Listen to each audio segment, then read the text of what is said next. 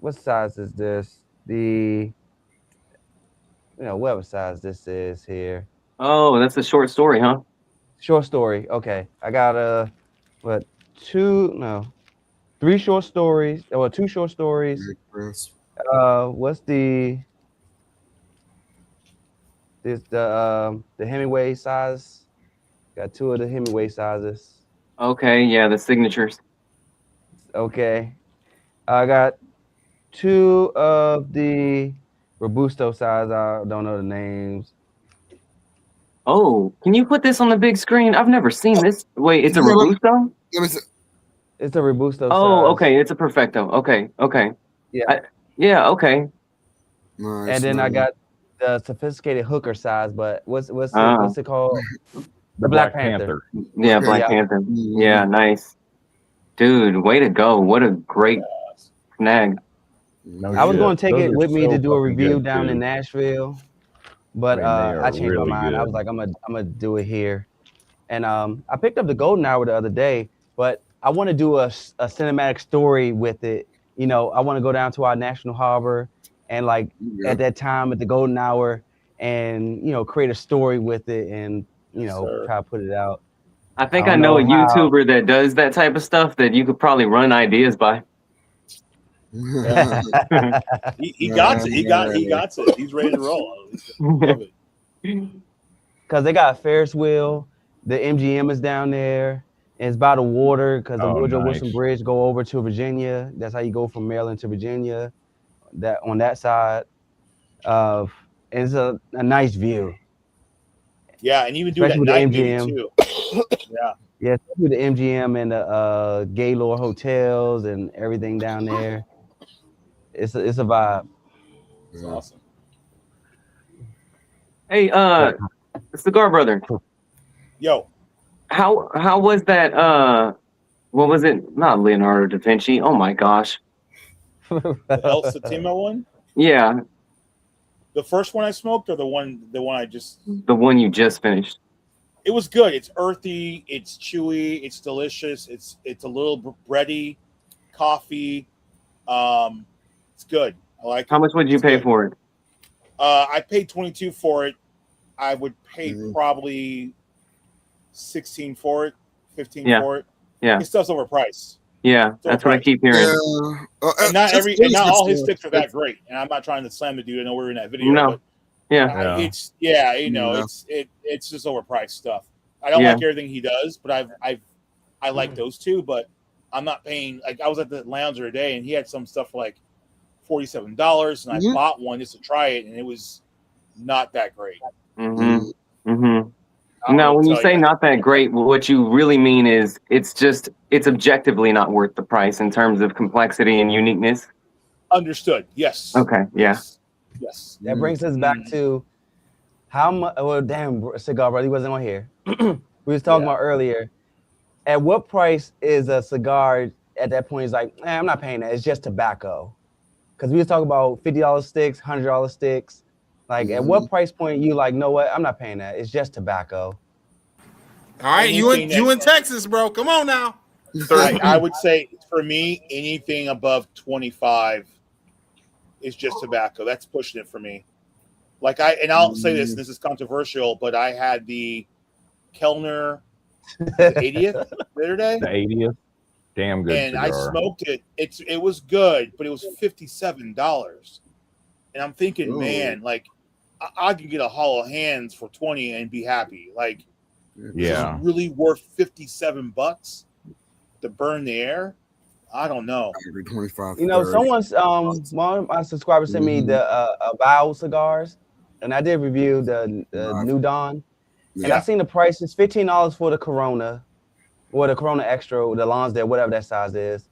And I was like, it's good, but for $15, I Right. can get something better or just that equals Yes. this. Yeah. Mhm. Yeah. And he also sent me the red one, the Avowed, The Awakening. the Awakening. So I haven't smoked that one yet. So It's good. $30. It's good. Yeah. But again, $30 is $30. I don't know. We yeah. price The point. awakening was really good, but yeah, that $30 price point a bit up there. You start thinking like, oh man, is this really? Ooh, I don't know. Hey Ray, can you put up Coach Andre 3K's comment? Yes. Let me go back to it real quick. Okay, this to Free Smoke. That haul you got the other day was an awesome video. Loved how you compared a great meal dance to an awesome cigar haul. Yeah, because you know how I always see the fat girls dancing when they get food. They be like, ooh, Yeah. ooh. And that's how it was with the haul. I was just like, and, I mean, 50 cigars. You know, give to someone 50 cigars is that's a lot. Yeah. You know, I thought someone's giving me 5 cigars was a lot because that could easily be $50. Exactly. And, you know, he sent me 50 cigars. That's crazy. I didn't even sit and do a price point. That's probably over, I want to say close to maybe $400 value that he sent me. Wow. Because he sent me he sent me some bangers. That's amazing, dude. Damn. That is very That generous. says a lot about your channel. That's freaking awesome that people are like, gifting you some big. That says a lot, man. That's huge. It does. I've never had that happen. It does, yeah. And you So know, keep going, people brother. really loving what you're doing, it. man. Yeah. So I didn't realize that, people watch me. Cigar Brother commented on my HVC video. I was like, oh shit, he watched my shit? Oh shit. Oh yeah. Oh, definitely. Definitely. And then Cigar Saint was on Ray's thing last week. And he was like, I was in Tennessee, of course, and he was like, yeah, I'm a fan of yours. I was like, shit, he watched my shit? I watched his shit too. I was like, oh shit. I love that's the greatest thing. I love that. You know, when I watch all of you guys. I bump over to TikTok and watch him over here. I watch all y'all, man. Have any of you guys had the Chief of the Leaf cigars? Chief of the Leaf. Oh, that was your guest you had. Yeah, on. I had Ken, the guy that produces them and shit, on a live stream as a guest, and very surprising. He's only got 2 blends. He's got a Habano and a Maduro, and they're like a Robusto extra, not quite a Toro, and they got like a nice little nipple top on it with a closed foot. And dude, those cigars are really good, and they're very affordable. I mean, I think I got like a 10-pack for like $86 or something, and well worth trying out. Just check out chiefoftheleaf.com. And this guy's a retired Air Force chief, and been in cigars and got in the scene and started blending these. And like I said, it's just the 2 that he has, but man, I was really impressed with them, and especially for the price point, man. Definitely something that I've smoked quite a bit of since he sent me some, and then I bought some more from him. Chief of the Leaf. Oh, okay. Yeah, Ron got some. What'd you think of them, Ron? Oh yeah, Guns did a review on Habano. That's right. Guns bought some too. Nice. I'm just curious. I'm seeing Cleophas in green and like a circle on the lines there. Anybody know what that means on streaming? I have no idea. This is the first time I've actually seen this. Like if y'all when people commenting. Well, yeah. His name's in green, and then I have no idea. I don't know. That's members. That's a what? Members. When they're a member on your YouTube channel. Channel members. Yeah. Oh. Huh. To get membership, you gotta be right. Yeah, they gotta be monetized. I've just never seen that. I'm not sure, but okay. Because I've done. And speaking of cigar manufacturers, when I was in Pittsburgh for the draft at Leaf and Bean, I met a guy who has a line called Steel City Cigars, and I'm gonna do a review on one of his sticks because I've been meaning to get around to it. Of course, Steel City. He's from Pittsburgh, Steelers fan. I got a interview with him when I was there. Awesome. Y'all should check out his stuff. Damn, I can't put the link in the chat, but you all Does can. he make his own? He makes his own like. Yeah, he showed us videos. He goes down to those factories every 2 months in Okay. Nicaragua. It's all Nicaraguan blends.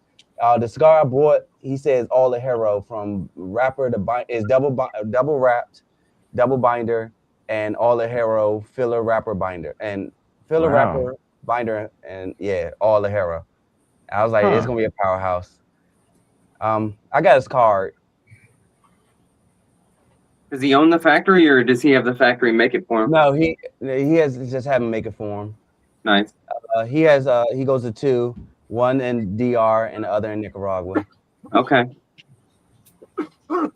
And have you all had any Sanj Patel cigars? Yeah. I have not. Where do you get those from? I have not. I've heard a lot of good things about his. Yeah, I have too. I heard it from Cigar Hound Dog. That's how I came across it, but I haven't had any. Yeah. Okay. Worth it? So nobody's ever had any? Oh, I okay. have. No, look at his face. I actually don't. I haven't had one that I liked yet. I've only had probably 3 blends of Sanj Patel, but I know that there's a following. I'm not. I haven't had one that I liked yet. I don't know. I have no comment. Okay. But have you had it? Yeah, I've had one. Oh, what did you think? But Hotbox, have you had it? No comment. Oh, man, you can plead the fifth, but it's just have you had it? He's a pretty controversial guy in this industry. Okay. I didn't know that. I'll let it be. I ain't gonna bark up this tree. Yeah. All right. Well, so Saint, what's your thoughts then? We gonna leave him alone. He off the stand. I did a video on it on my channel. How long ago? Because I missed it. It might have been maybe a month ago. Okay, I tap back in. I tap into it. I tell you, I'll put it like this: I'm not spending no money on it, bro. I wouldn't buy it if it was a $10 stick. To be honest, I wasn't impressed at all. Yeah, it was one of those cigars that I had been trying to hunt down for the longest. And then when it was gifted to me, I waited a few days after it sat in my humidor for a while. Finally had an opportunity to fire it up, and I was disappointed, to be honest, bro.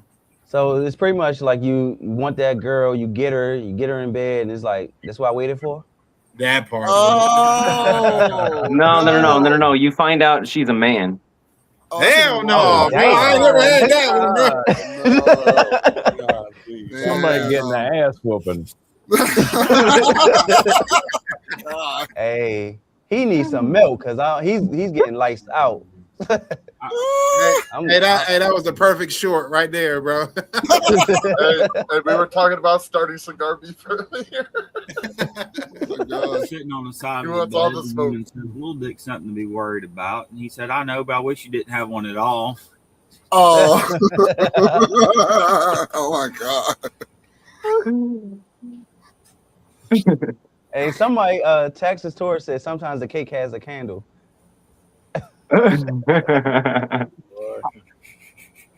Not in my neighborhood. Ooh, no. Wow. Imagine you crazy for that one, bro. We passed 12. Cake didn't need a candle even on my birthday. Past the 12. Oh my gosh. It look like we made it, y'all. You know what? What? Oh my God! What's your name? What's your name? What's your name? What's your name? Who? What's your name? Saint. Thank you. Yeah. I'll say, okay. Hey, So- can you put the names back on the screen, Bray? Yeah. Yeah, that would help a lot. Keep the names on the screen. Hi, my name is. Sorry, Everybody's I'm names. my bad. Yeah, sorry, y'all. I'm just Yeah. some new comments. Yeah.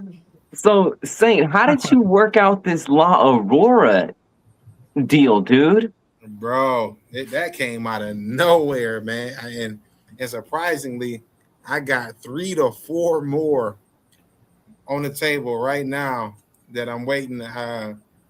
Everything's already been approved. I'm just waiting for the shipments to come in so I can go ahead and start creating content around it. Bro, I have no idea.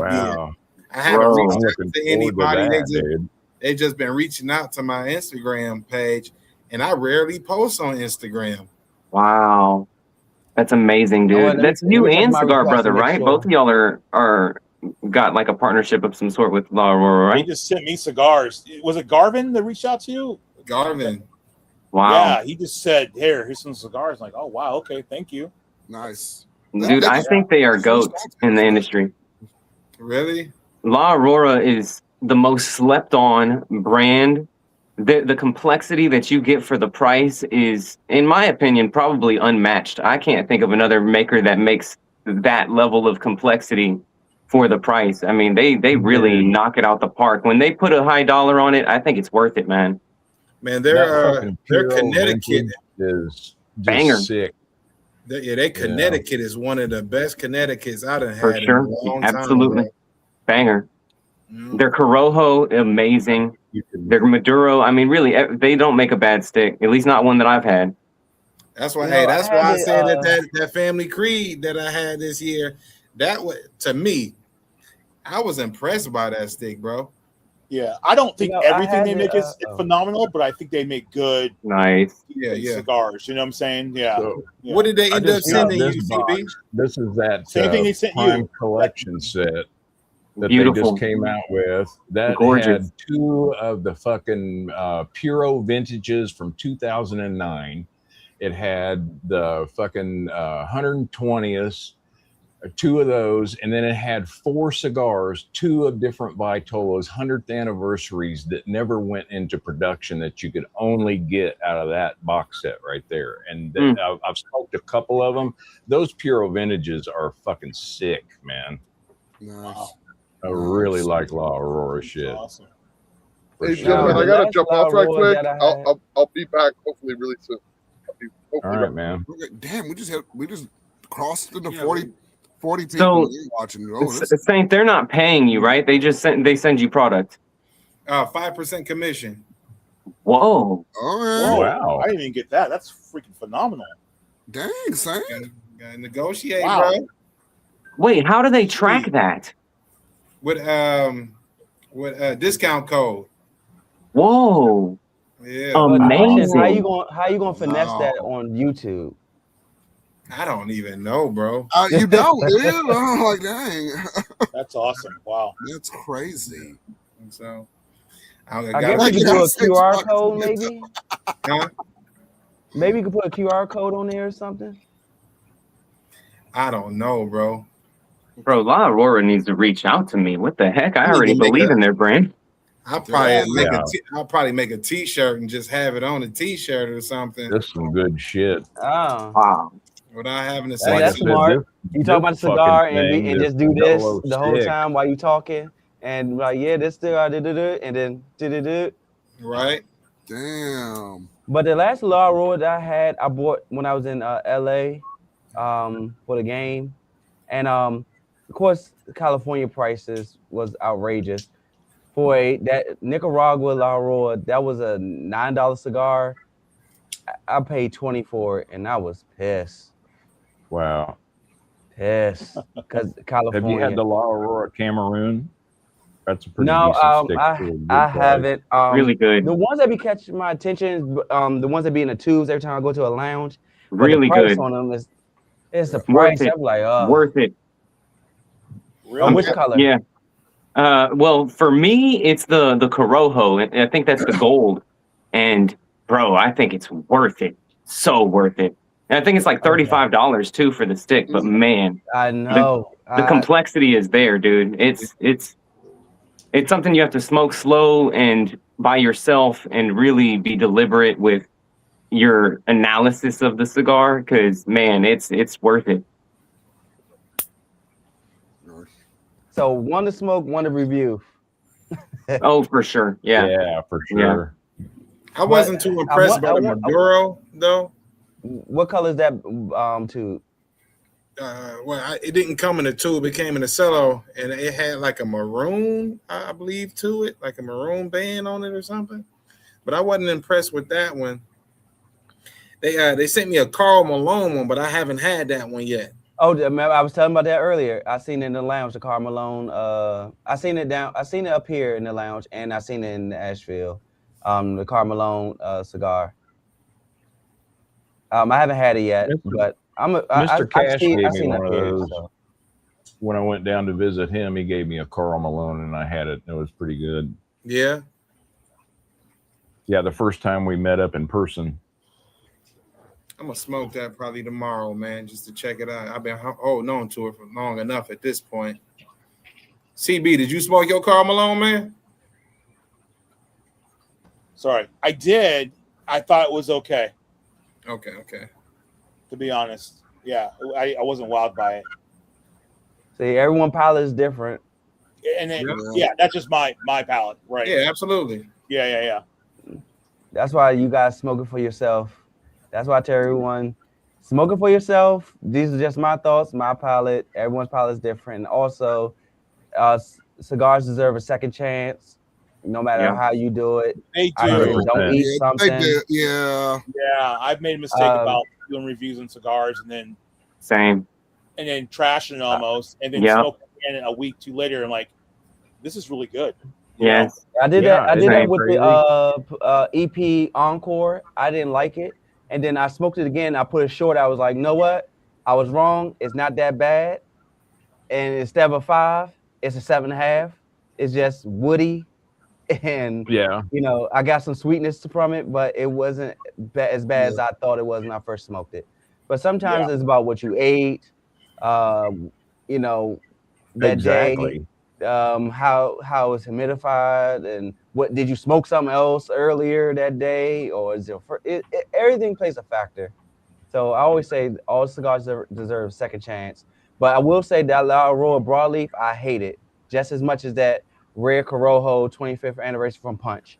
That thing was funky as hell, and I had a 5-pack, and I smoked 5 of them, so I can say I don't like La Aurora Broadleaf. I thought Broadleaf. I thought because Broadleaf is one of my favorite rappers outside of a Cameroon and a Rosado rapper from Fuente. I could do a Connecticut or Pennsylvania. I love it. But that one, it didn't work with me at all. And I smoked all 5 just to make sure. Is that Connecticut Broadleaf or? Shit. Let me look it up. That's how I feel about that. What is that? Gran Habano Corojo. That thing was funky. The number 5 Maduro? I believe that. No, bro. Was it a red band? Corojo, it had a red band on it. No, bro, you need to try it again. Hey, but I also feel that way about that the Jubilee. Oh no! Y'all had that one? Oh, let's go back to. Are you talking about the white band? Or are you talking about the red and gold band of the Maduro number 5? Red and gold. Oh, yeah, you need to go back. Get him off the fucking stream now. Okay, I've been saying it. Y'all didn't want to listen to me earlier. Listen, bro, that cigar's at a great price point. It's under $10. Yep. It's a Honduran. It's good. It's not overpowered. I mean, it's a powerhouse, but it's not too overpowering. It has flavor. It has a shaggy foot. Man, I could smoke any Batola, from the Lancero to the short 4x60 to the 7x54, the 6x60. I haven't spoken 7x70, but during the football season, I will. I love that cigar. Yeah. See how passionate I am? Right. Man, another Gran Habano that I love is that Black Dahlia. Have you guys had the Gran Habano Black Dahlia? No, I haven't. I did a review on it. That's a good cigar. I like it in the Corona Gorda Vitola. It's perfect. I smoked it 6x60. Yeah, that was funky to me, man. Have y'all had the Jubilee? Oh, man. Jubilee, no, I haven't. You talking about the Dunbarton or the Gran Habano? Yeah, I bought a box of those. The Dunbarton Jubilee. No, I haven't smoked that. Yeah, it's good. We haven't. That's up $10. I've heard good things. But it's delicious. I got some singles, and then I got a box aging in my box right now. It's very decent cigar.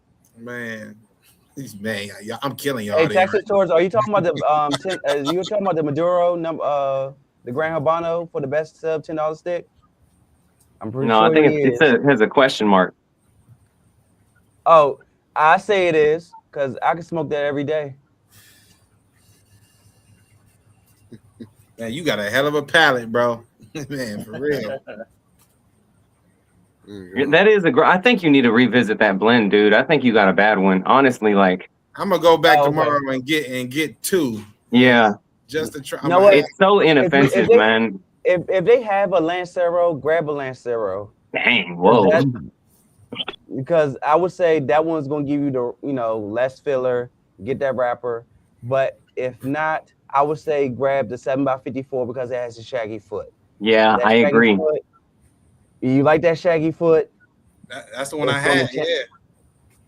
Man, if I reach through that screen, I know. It's actually unbelievable to me because that's one of the most like popular cigars for almost anybody. yeah, when you go into a cigar lounge, they have $100 count That's right. cabinet, Yeah. Yeah. and that you just boop.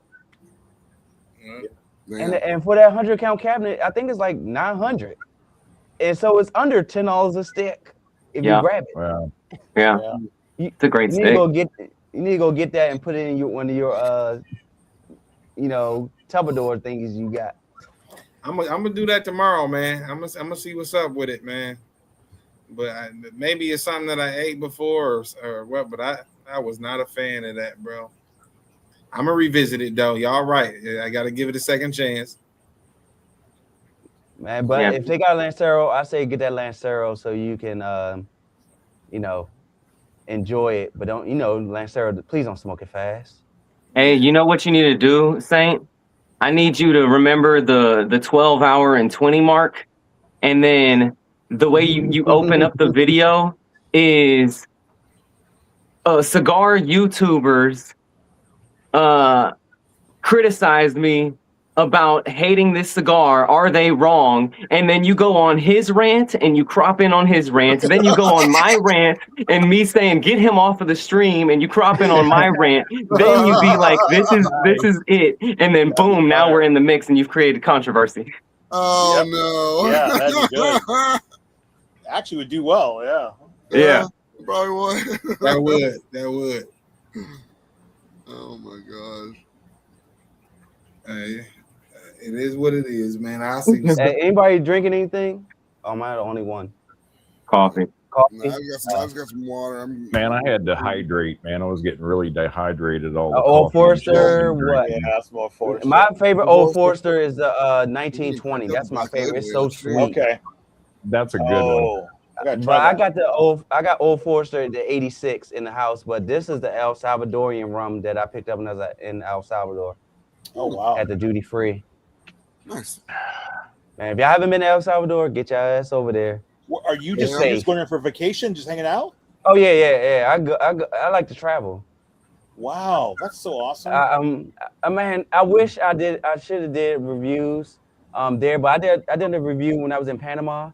I did I found the Speakeasy Cigar Lounge. So it was a coffee shop, and went in the back, and the humidor. Then the humidor opened up. It's a Speakeasy. That's cool. I went to another cigar lounge in a couple of cigar lounges in Colombia, Medellin, Cartagena. Well, I didn't vlog them because I was, enjoying, my time. But next time I go, I'm going to vlog them because they got some nice humidor, cigar lounges there.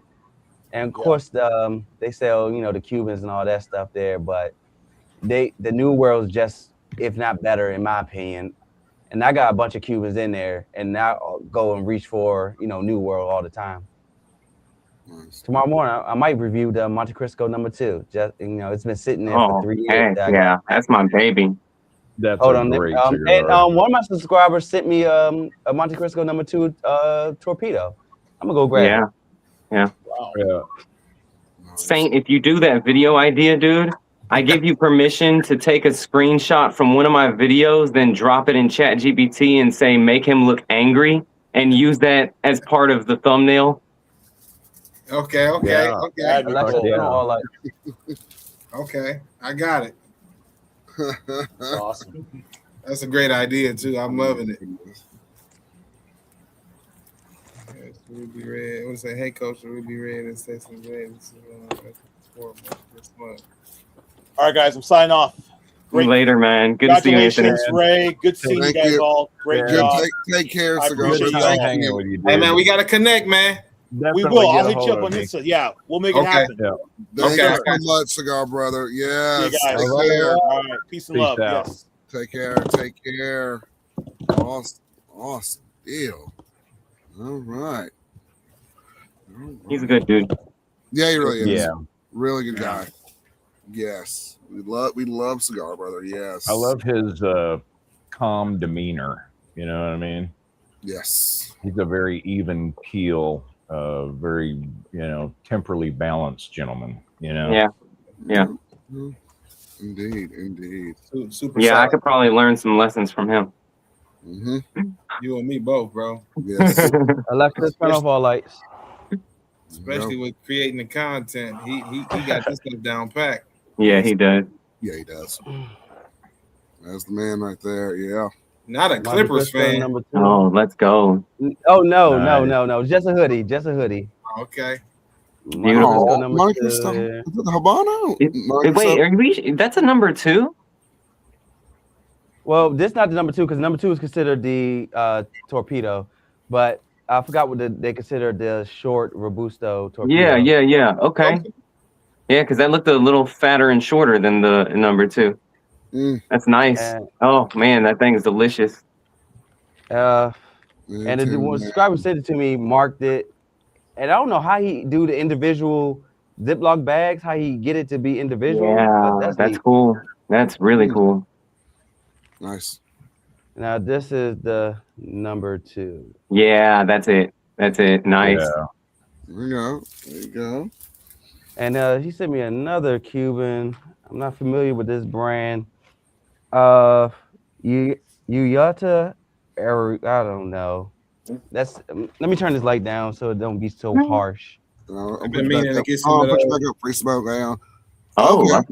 I've never. Wait, what? Hold on. I've never seen that. Hold on. Let me get this. Jose Peter? I think he left. Hold on.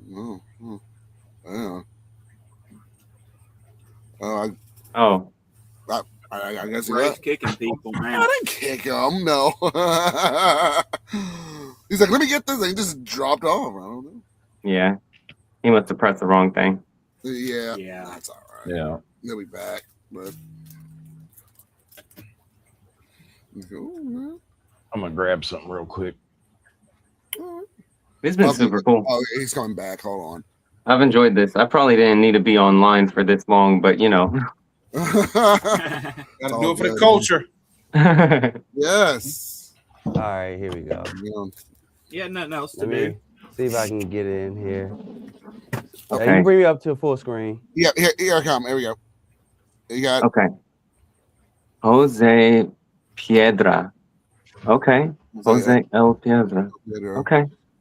Huh. Interesting. It's a Corona. It seems like a 5x, maybe a 42. Okay. Nice. Yeah. Hey, Cigars Unbanded. How's it going, Peter? Oh, Man, what's up, man? Hey, man. Hey, what's up? Still partying down, yeah. Just for a little bit, yeah. There you Man, go. one that I got that somebody sent me, and he sent me like 3 of them, and I've already smoked the first 2, but this one, this is the H. Upman Magnum 56. Ooh, heck yeah. From 2015. It's a double Robusto. Man, this thing is so creamy and Nice. smooth. I've really been enjoying these. Beautiful. Nah, I'm on live stream. Yeah, there you go. Nice. Love But it. yeah, I still say, New World is, better than Cubans. Some Cubans I had construction issues, especially with the Partagas number 4 and number 5. And then they be overpricing them, some of them. When I went to Rio, I got videos I was doing because this is in Reyes. Man, they was trying to sell Partagas number 5 for $40. Trinidad like 70 for, and we talking about Robustos and Coronas, not even Toros. I was like, oh hell no. Then we ain't gonna get into Cohiba, but I know Oh, Cohiba that Habanos they go off the Hong Kong dollar, so Hong Kong bought them, so that was expected. And I was like, damn. Yeah. They just price themselves out for a lot of people, because no one's gonna go in Behike and pay that, what's that, $100+ for that cigar? No, it's like $350 now. No shit. Yeah.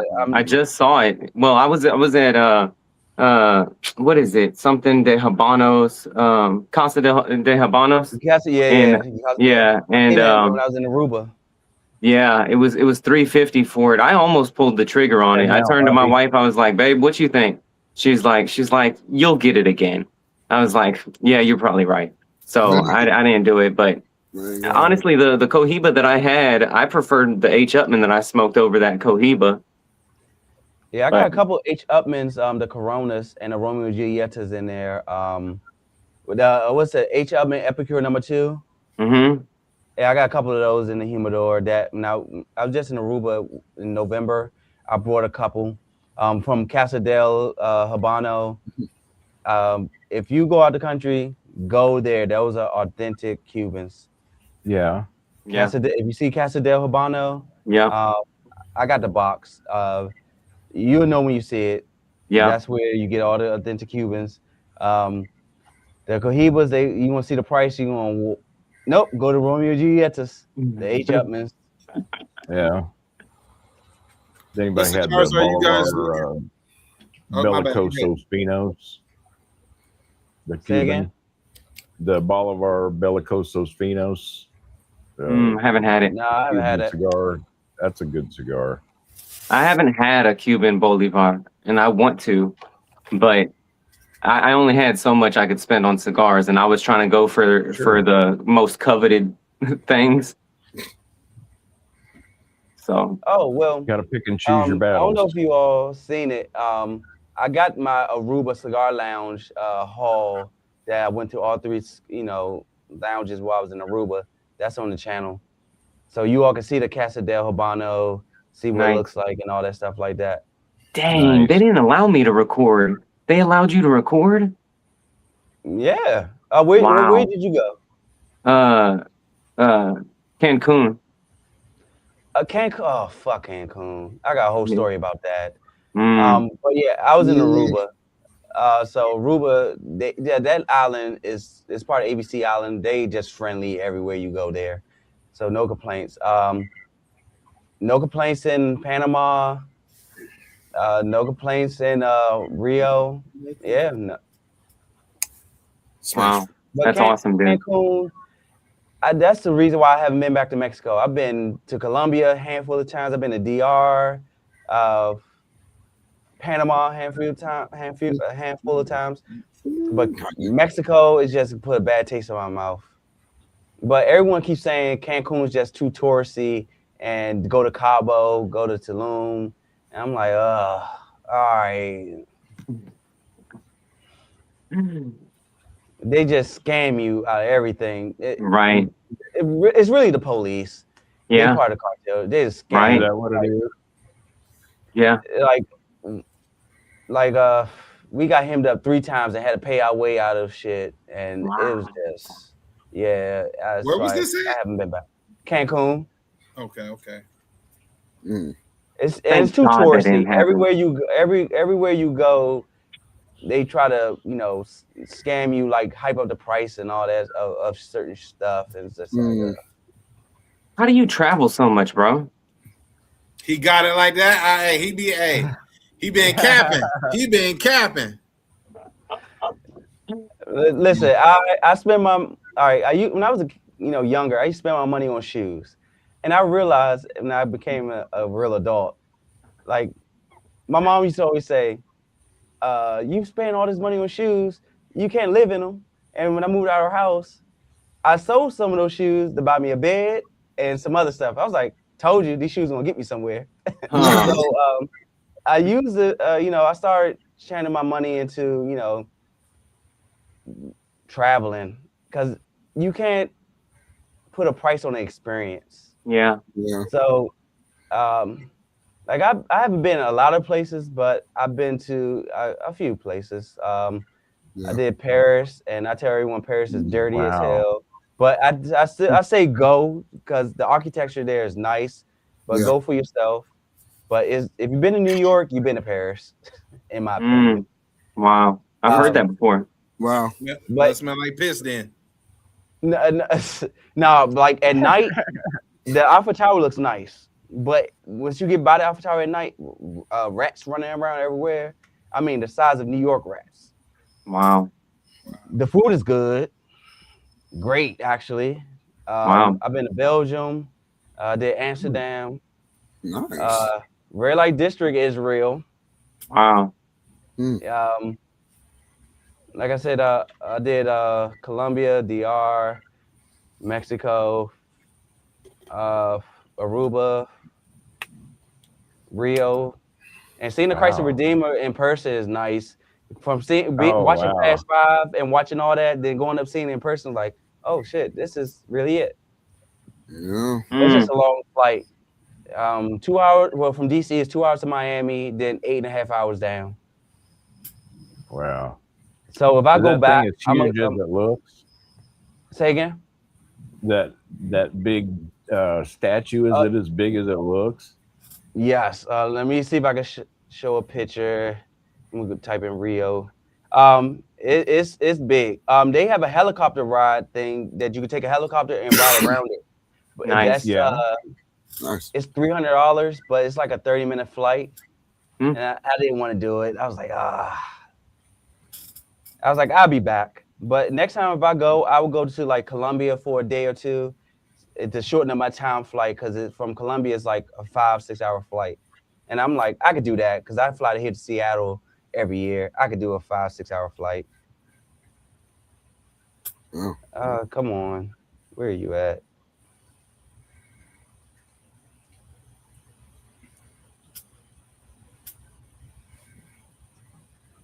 I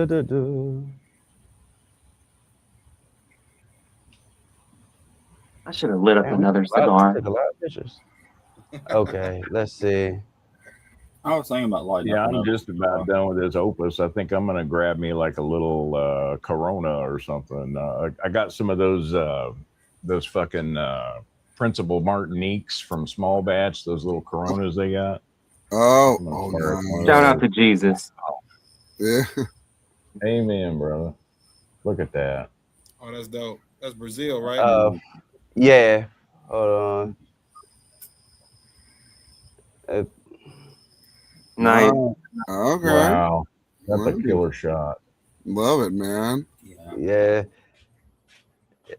Man, you be getting around, bro. Fuck. I'm jelly. And then me and the missus. Nice. That's a dope picture. Yeah. That's a wall hanger right there. There you go. Because me and her, we on this thing like we haven't done Puerto Rico or Hawaii and or the Virgin Islands, because we like, why we do some American where we can go back to all these other countries. Yeah. Because it's like we can get there. We here. Let's get to Right. other places. Yeah. Right. I went to Amsterdam. I had my layover in Iceland. I want to do Iceland because that's a 6-hour flight. And but I heard the food is trash. So, but I'm going for the lagoon. I heard good things about Iceland, man. Yeah, and it's a cigar brand out there, Icelandic Cigars. They have their own tobacco, so I want to see what that tastes like, of course. Yeah. That's gonna be cool. Hey man, I need to borrow a few dollars then, man. All this traveling you doing. You're the wrong one to be asking that. Listen, all you got to do is stop buying cigars for 1 week. You'll be there, dude. Yeah. Yeah, you planned it ahead of time. 6 months. You know what you want. Boom. If you do it last minute, then that's a different story. Yeah. You know, some of these places you got to apply for the long visa and all that stuff to get there. How long So on you average gotta- do y'all usually stay out there when y'all travel places? Like 2 weeks? Nah.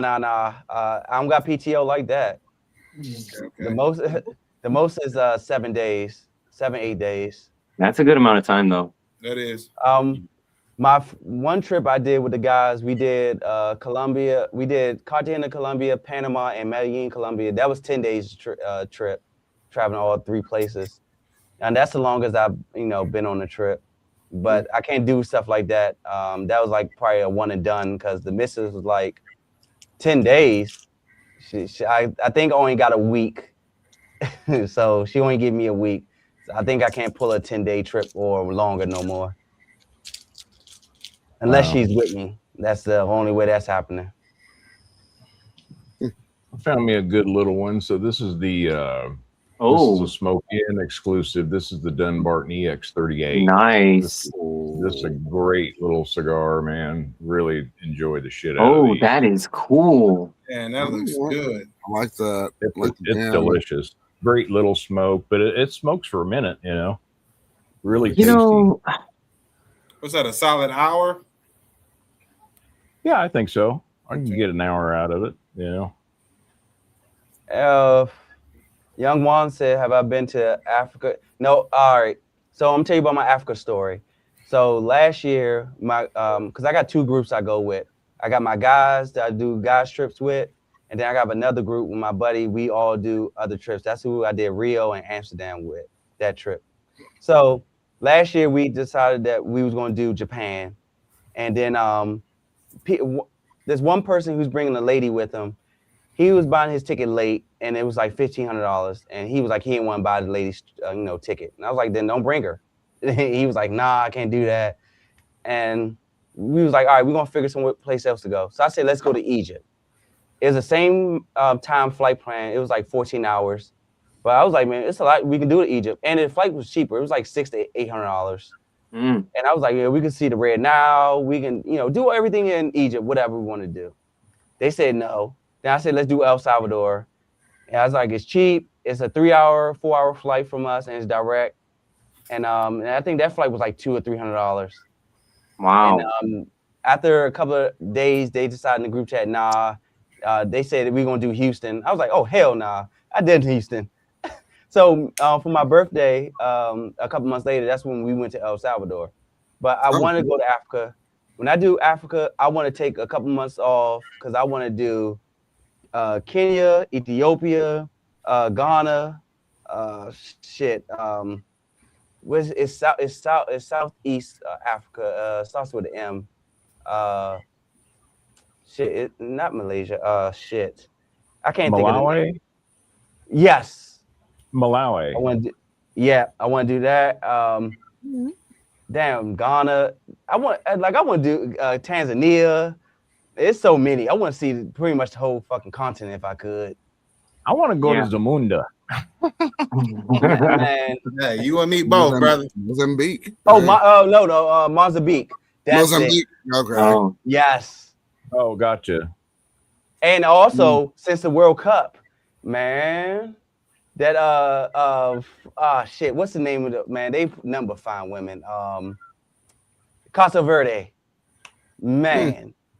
Every woman they put on screen from the World Cup was bad. My girl was like, we need to go. I was like, yeah, we do. Oh, no. Getting the hall pass? Oh, all right. Well, for ones who don't know, my lady like to bring other women into our situation when we travel. Hey! Oh! This is got real. Player. I heard that guy. This is got real. Does she have a sister or something? You, brother. Damn. So when we went to Amsterdam, we went to Red Light District. She was like, we was looking. She's like, pick what you want, and I was like, all right. So we went in. I found one. We went in. She was from Spain, and I was like nervous because I was like, I ain't comfortable. It's not in my own spot. I was like, all right, babe, you gotta get me ready. And then we did our thing. So yeah, we like to have fun. All right. Freaky deaky. Life is I know short. that's right. Wow. All But right. yeah, we need to get our Portuguese up because Casa Verde they speak Portuguese there. Yeah. Really? Oh, if I wasn't married, Cape Verde would be my first stop. Yeah. That's crazy. That's dope though, man. Hey, Ooh. you just went up another notch in my book, dog. Shout out to you. Hey, when people say, how you pull that off, I say it's nothing I pulled off.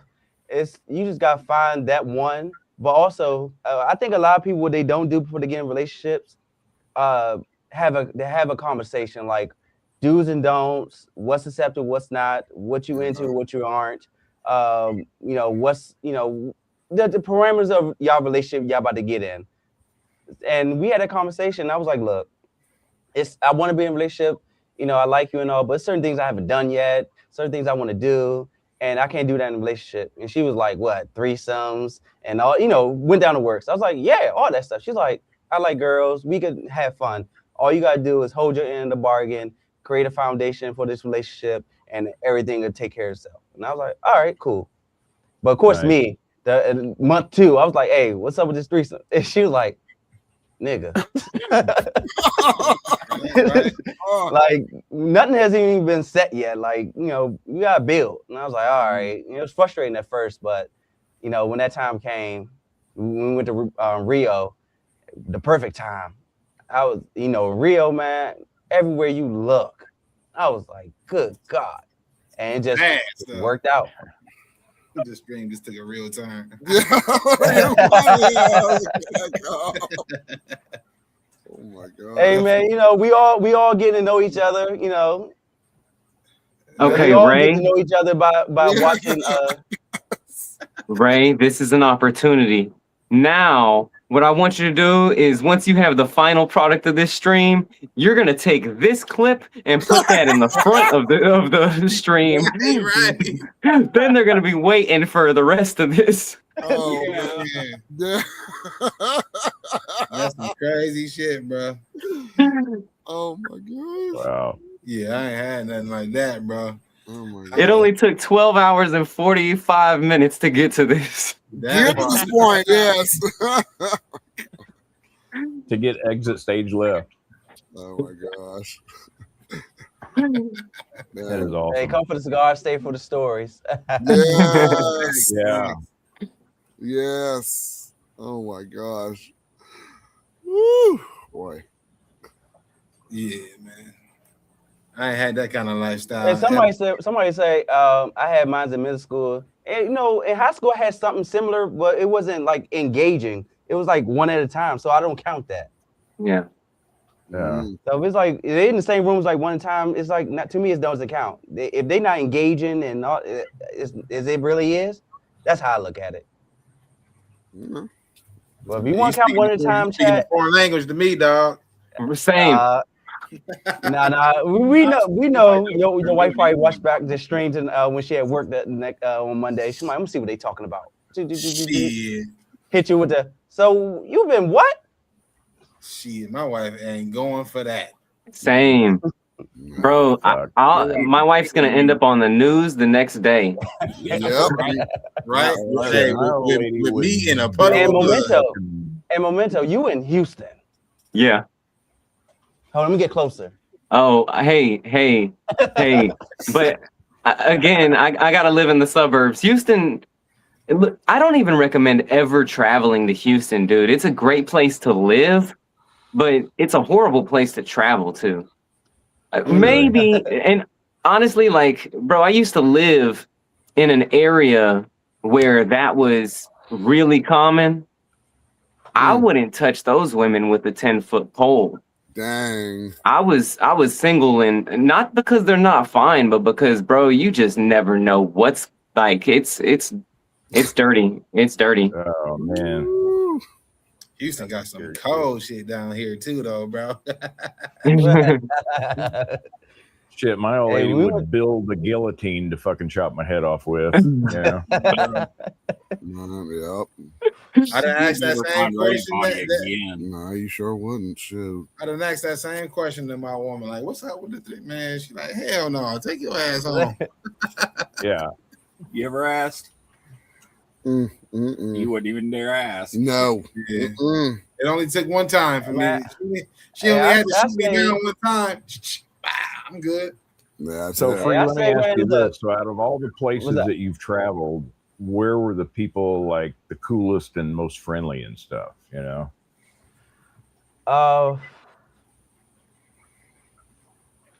Aruba was the most friendliest. But that's a Dutch country, and it's like a melting pot. So it's people from like retirees from different countries and families coming Okay. there. Aruba is family oriented, but it's a little expensive because everything gets imported there. So it's like, you know, Turks and Caicos and all the little islands, everything gets imported. So it's gonna be a little expensive. But a lot of people was nice there, no complaints. It's a little biased. Colombia, especially, it depends on what you know going for, but it's best that you speak a little Spanish so you can move around. I mean, I'd say that's with any country. If you speak that language a little bit, you can move around freely. So that's with any country. But Panama was cool. No complaints. I really had no complaints in Latin America countries. If you hear stories about, you know, people getting robbed and things like that, I say this: that happens anywhere. That could happen you at home, brother. And I tell everyone, Definitely the same way you move at home, you can move. You're supposed to move like that in the other countries. If you know you're not going to wear your jewelry 2 or 3 o'clock in the morning drunk at home by yourself, or with just you and a buddy, you ain't gonna do that outside the country. And if you want to meet a woman, just don't bring her by yourself, or not say by yourself. Don't bring her and a friend. You know, trying to get a 3-way in, because that's where you see people talking about, oh, they got drugged and robbed because they try to get greedy and they was a lick. So just gotta move smart. That's it. What happens to you in other countries can happen to you at home. So just move with brains. I agree with that. But also, so as helps if you somebody speak a little who's bit that never language. been, somebody who's I've never even been out of the continental United States in my entire life. Really? So, oh wow! No, I say for that, I would say take your ass to enjoying Aruba. America. You know, there's a lot of great places that I still want to visit here. Oh wow! But as we've been thinking about maybe planning a trip, me and the wife, when I get ready to retire soon. Where would you recommend would be a good first experience for me and my wife to go as our first trip out of the country? The ABC Islands. That's Aruba, Curacao. I want to say B is the Bahamas. Maybe I'm wrong. But also the Bahamas, Jamaica. But I haven't been to Jamaica, but everyone tells me Jamaica is nice. But me, I'm a Airbnb person, but everybody say don't do Airbnb in Jamaica, do the resort. My lady's a resort person. I love Airbnbs because I like being with the people. I like being with the locals. I like doing what the locals do. I like going, eating their cuisines and doing the clubs and all that. But Jamaica, from where everybody tell me, go for the resort, enjoy that. But to me, it's like, if you do a resort the whole time, did you really go on vacation? Sure. Like, that's just me. But for that, I'd say go to Aruba, because I've done Aruba. You would definitely enjoy it. You can get from one end of the island to the other in 40 minutes of driving. And there's no street lights. It's all roundabouts. I would recommend him hitting like Puerto Rico or something first. Really? Yeah, man. That's still the States, man. You've been this long without going out of the country, right? I figure if you go ahead and just make a small step, go to Puerto Rico, where majority of everything is a different language, being Spanish. And then if you like that, then go ahead and take that leap to like Aruba or something like that. But I say Okay. Aruba because it's English speaking. I want to say first or second because when we learned there, in grade school, they speak 5 languages off rip. They learn they have their own language in Aruba. I forgot the name of it. Then they learn English and Spanish, and then they learn shit. What's the Dutch speaking language? Whatever that Dutch speaking language or is. something like that. Yeah, they learn that. They speak at least 5 to 7 different languages from grade school. So English, everyone speaks English. That's why I say Aruba. You have no issue wherever you go. Right on. Oh, they know that answer for me. That's more so for y'all. Mine was Perdomo Champagne 2021. Yeah. The Floridale Leva Gold was my first one. Yeah. Very first cigar in college that started it all. Monte Cristo number 2 classic. Yeah, same. But mine was fake for sure. But it was no. Mine was a Cuban Monte Cristo number 2. You're talking about classic. Okay. Yeah, mine was New World. Yeah. Yeah. Which is a great cigar. That New World cigar. It really is. Excellent. Not the white series, the classic, right? Yeah, classic yellow band. Yeah. Okay, yeah. Because I reviewed when I was in Panama, I reviewed the white series, and then when I came home, I did the yellow band, the classic, because I don't remember if I seen anybody do a review on it, and I just want to put it out. Do not get the Spirit of Cuba. Yeah, that's a rough cigar. That is a terrible cigar. Really? Yes. Yeah. It's only like $5 a stick. Worst $5 in my life. No. I've lost $5 and been happier with it. That's a Subway sandwich. Yeah. There you go. Yeah. Hey, somebody said wait for a free smoke polygamy channel. Hey, if I was single, I would definitely be in I'd definitely be like in like Panama, Colombia, DR, and just doing my thing, showing how I'm living with different women every other day. You a wild boy, dog. Hey, I wish that I took Spanish seriously in high school, man, because me too. If I know my life would have turned out like this, because I've been to Colombia 5 times. Oh wow. Yeah. Because one, there's an airline here called Copa Airline, and they have a thing. If you go to Panama, you can do a stopover to Colombia. Any city in Colombia, and you can do up to 7 days. So it's pretty much a free trip. But you can do it on the front end or the back end. So you can go to Colombia first for 7 days, then you can go to Panama for like whatever days, then come back home. All that in one ticket. Wow. So I got to ask you this: if you've been to Colombia 5 times, was Whitey in town? In Colombia. Hey, they got that Colombian Bam Bam, and it's gonna be as pure. It's gonna be as pure as you love it. Imagine, be like you went to the fucking dentist office, do a bump, and the whole side of your fucking face is numb. Hey, I haven't enjoyed or dipped in that because my job situation. But my lady, she says that when we get old, we're gonna try it. Oh man, it's so fucking fun. I'm too fucking old to do that shit now, but man, I've had my fucking runs around the block, and just it, one of the things, especially like if you're a drinker, you know what I mean? It used to be when I was younger, we'd go out and fucking drink, close the fucking bars down, be fucked up, go to fucking Awful Waffle or Taco Bell and just eat something and sober up and go home. But, then, when I started fucking partying a little harder and shit, we'd close the fucking bars down and then we'd call the fucking Coke man so we could keep drinking all fucking night. You know what I mean? And just keep the fucking party rolling. It's in my mind, just something like y'all been to the pool or the ocean and you actually get water in your nose and that shit burn. That's how I think that would happen. I'm like, I don't want it up there. I think I'd go like and do that and be like, all right, because the gums it take you right to the bloodstream. It's not But the bad, nose dude. If it's good, if it hasn't been fucking stepped on 6 fucking times, it's smoother than you think. And then the thing of it is too is like you get that initial, and then it's packed up in there, and then you get the drains, and it just keeps draining down your throat and just steps on the fucking gas, Woo. Hey, Momento's face is crazy.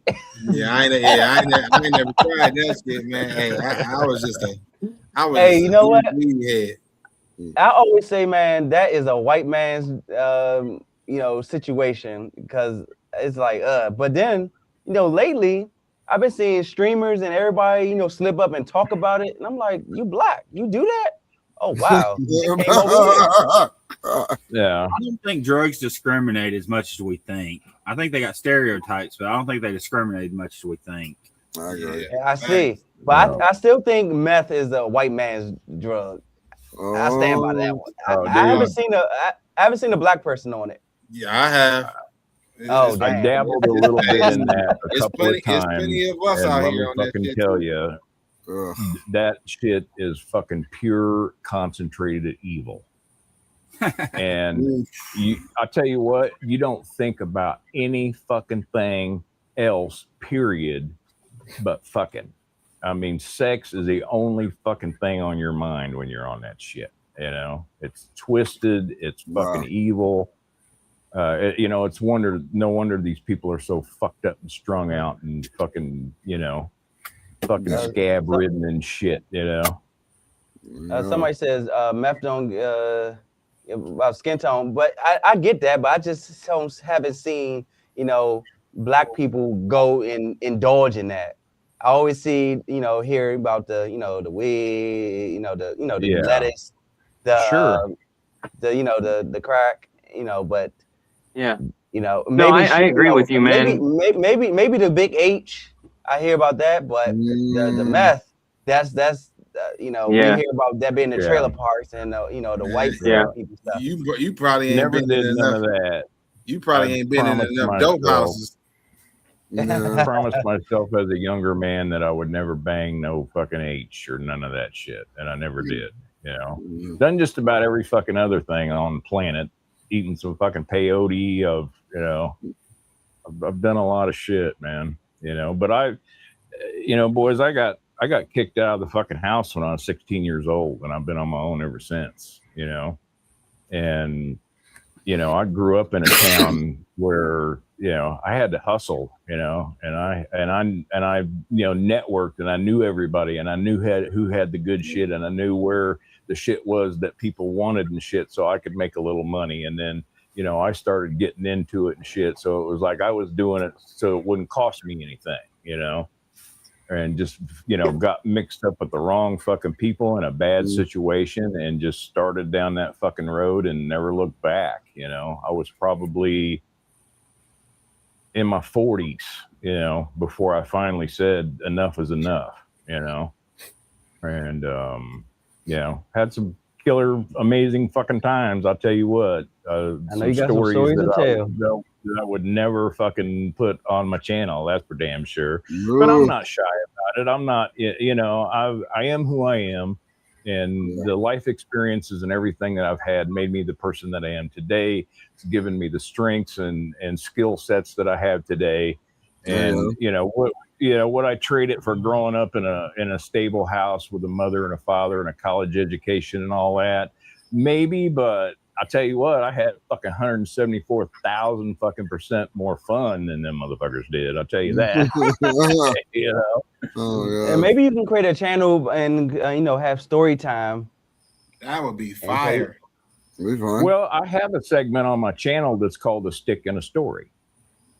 And a lot of times I'll just pull out a fucking cigar and just sit there and talk about shit or tell a story about something, or you gotta end all your stories with this last line, and then I did a bump.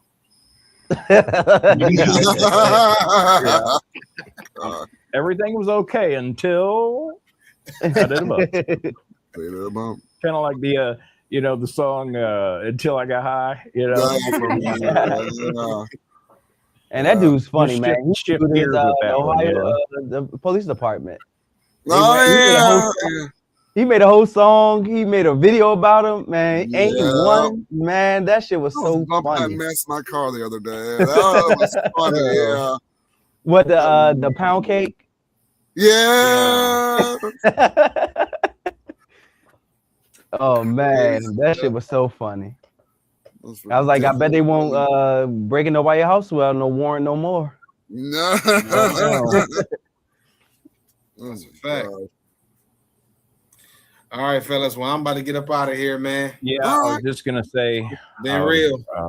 Yeah. Later, man. Good to see you, brother. Yeah, thank you so much for coming on, Cigar Saint. Thank you, my friend. Absolutely. Hey, Hey, man, get a hold of me. I want to make sure I tap in with all y'all. So I subscribe to everybody that has been on the live so far, man. So let's all stay in contact. Yeah, and I'm on vacation all week, so I'm gonna get caught up on a lot of your guys' content and shit. That's my plan.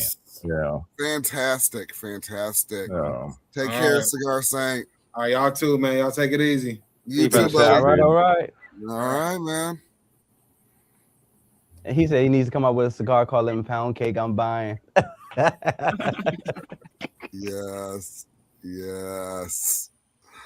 Oh my gosh. Oh man, earlier was so funny, man. Up top Ray and bottom Ray. Yeah. Like which Ray? Yeah, right. It's been a great show, man. I tell you what, I guarantee you I'll spend some time rolling back through this and catching up on stuff and, you know, rethinking about things that I've probably missed or wasn't paying attention for fully or whatever. But, you know, bottom line, you know, Ray, this has been a great celebration of you and your channel and your accomplishments, and it was my honor to be here with you today for the whole fucking show. You were there. And I've had a great time, and you know, got to know all you guys a little bit better. You know what I mean? You know, I'll definitely stay in touch, and you know, I never thought when I started my channel, you know, I figured I'd have subs and all that kind of shit, but like right now, I never figured that at this point in my channel's progression that I would have over 16 different people's actual phone numbers and contact information in my phone that I call and converse with and text with on a regular basis. And that's been fantastic for me, you know? Yes, definitely. I'm glad that we were able to do this and have everyone come down and just share your experiences and still be here. So thank you all. Fucking cigar day. That's the most I've ever smoked in one day. Me too. Yeah. I handled 3. And I like the live streams because you're able to see everyone's personality. Yes. You know, some videos, I'm pretty sure I don't show my personality all the way. Because I'm just reviewing. Yeah. But live streams I like to do because I talk my shit and then like, that's who he really is. Yeah, you meet me in person, you don't really I'm much wilder. You know what I mean? Yeah, that too. Yeah. It all comes out here. Yeah, definitely. If you see me in person, you might, this motherfucker wild as hell. You know, that's one of the things that I've like struggled with having a channel that I still struggle with and want to learn to be better at is balancing or incorporating my personality into the content to where they're not just watching information for information alone, but that I'm able to be completely natural while providing maximum value in the content. And I've struggled with that, man, because like I'll script stuff out and sometimes like I'll watch it back and I'm like, dang, I don't know how this video is doing well with it so scripted. It sounds like I'm reading a script, you know? And then other times it's like when I don't script it, the retention is low and I'm like, dang, well, I should have scripted this thing out because there's so much dead air or ums, or like people are goldfish brained and they're just looking for, okay, give me the next thing that I need. Give me what I need. Give me what I need. And I need to be better at, yes, having a script and riffing in that script. Yeah. If that makes sense, you know, like I get that. Sure. Yep. I haven't gotten there yet. Script of video, because I haven't scripted none of my videos. I just grab it, get the notes. I mean, get the blend up and light up, give my thoughts, and boom. But also your content is a little different, like how you do. Well, I guess you do script the my favorite my father cigars. Like, so how do you script that? How do I script it? Versus Well, it depends on what type of review. content I'm doing. So like if I was doing a review, then I'm thinking retention hooks. And I'm thinking, okay, at this point after the first third, what am I going to say that is going to capture their attention and keep them here for the second third? That's my only goal at that point. So I write something that is going to be interesting enough, and I'm scripting it while I'm in the first third. When the camera's off, I'm here writing down, okay, I think this would be good, because I'm tasting it and I'm like, okay, what sort of controversial or triggering or captivating thing can I say next when I cut this camera on that's going to be like, okay, I now have a reason to watch the second third, because my retention always drops off after the first third. Once they get the base notes of the cigar on light up, boom, there's a rapid decline. That's what I noticed early on in my creation. And I was like, no, I have to get better and keep them entertained throughout the whole thing, right? So I started incorporating certain things that I felt like would they're called pattern interrupts. And it'll be something that is unexpected. And I will purposely try and throw in unexpected things that will be like, whoa, this isn't what I'm expecting a cigar review to go like this. Why is this happening? Or something like that. I try to do that. And while I'm reviewing it, after I say what I first said, then I'm writing the next thing. And I'm like, okay, this is what I'm going to go. And then I'm like, well, this is blah, blah, blah, blah, blah, blah, blah, blah, blah, blah, blah. And then it's like, all right, now straight into what I got to say about the cigar. And that's like the review. Now, when it comes to, that's all written out. I go through what I've smoked in the past, look through my notes there, or I will have to go and buy the cigar and take notes on it again if I haven't smoked it in a while. And those brands that I've done, I'm so very familiar with them that it was easy, and they don't have giant portfolios. People have told me, oh, do a Liga Privada buying guide. It's like, dude, do you know how many blends there are? Or a Rocky Patel buying guide. It's like, dude, do you know how many blends there are? Like, I can do the ones that you're most likely to find. Or EP Carrillo too. He has a massive portfolio, even though like we talk about the Pledge, or we talk about Encore, or we talk about certain blends more. It's like he has so many blends out there, and I would feel like I feel the pressure to actually do a comprehensive guide for the brand, you know? That's a good idea. So I write out the whole thing for that, and I just have it rolling on a teleprompter, and I say it and try my best to communicate emotion. How do you seeing your notes? Like how are you using a teleprompter or something? So I'm filming off of my phone, and I have a teleprompter app that I just set the speed at how fast I want it to scroll, and then I'm already talking into my front-facing camera, and it'll be like, these are the 5 things that blah, blah, blah, blah, blah, blah, blah. And then I'm like reading it off. And then if I do a bad take, I scroll back up and I'm like, and blah, blah, blah, blah, blah, blah, blah. And then that's it. Yeah. Because I tried, the reason why I never scripted, because I always felt as though I would sound robotic or monotone. Yeah. And I'd be looking like what, and I'm reading or something like that. Yeah. And I didn't want that. I was like, you know what? I'm trying to be authentic as possible. Fuck it. I'm gonna just go off top of my head what I'm tasting and go from there. And it's been registering with the subs that I have. It's been working so far. But I just want to get pick your brain. Yeah. Oh, dude, thank you, Coach. a lot of what I do is Really, I yeah. will build the video as I'm putting it together. Yeah, And I I do that. find when I'm doing that, I come up with ideas. Like I'll Yes. put little segments together, and then it's like, okay, in this next little clip, this is what I need to Yes. do, and this is what I need to say. Yes. You know, and Yes. I edit a lot of times. I shoot, edit, and brainstorm all in the same process. Yes. Yes. No, and I do the same thing.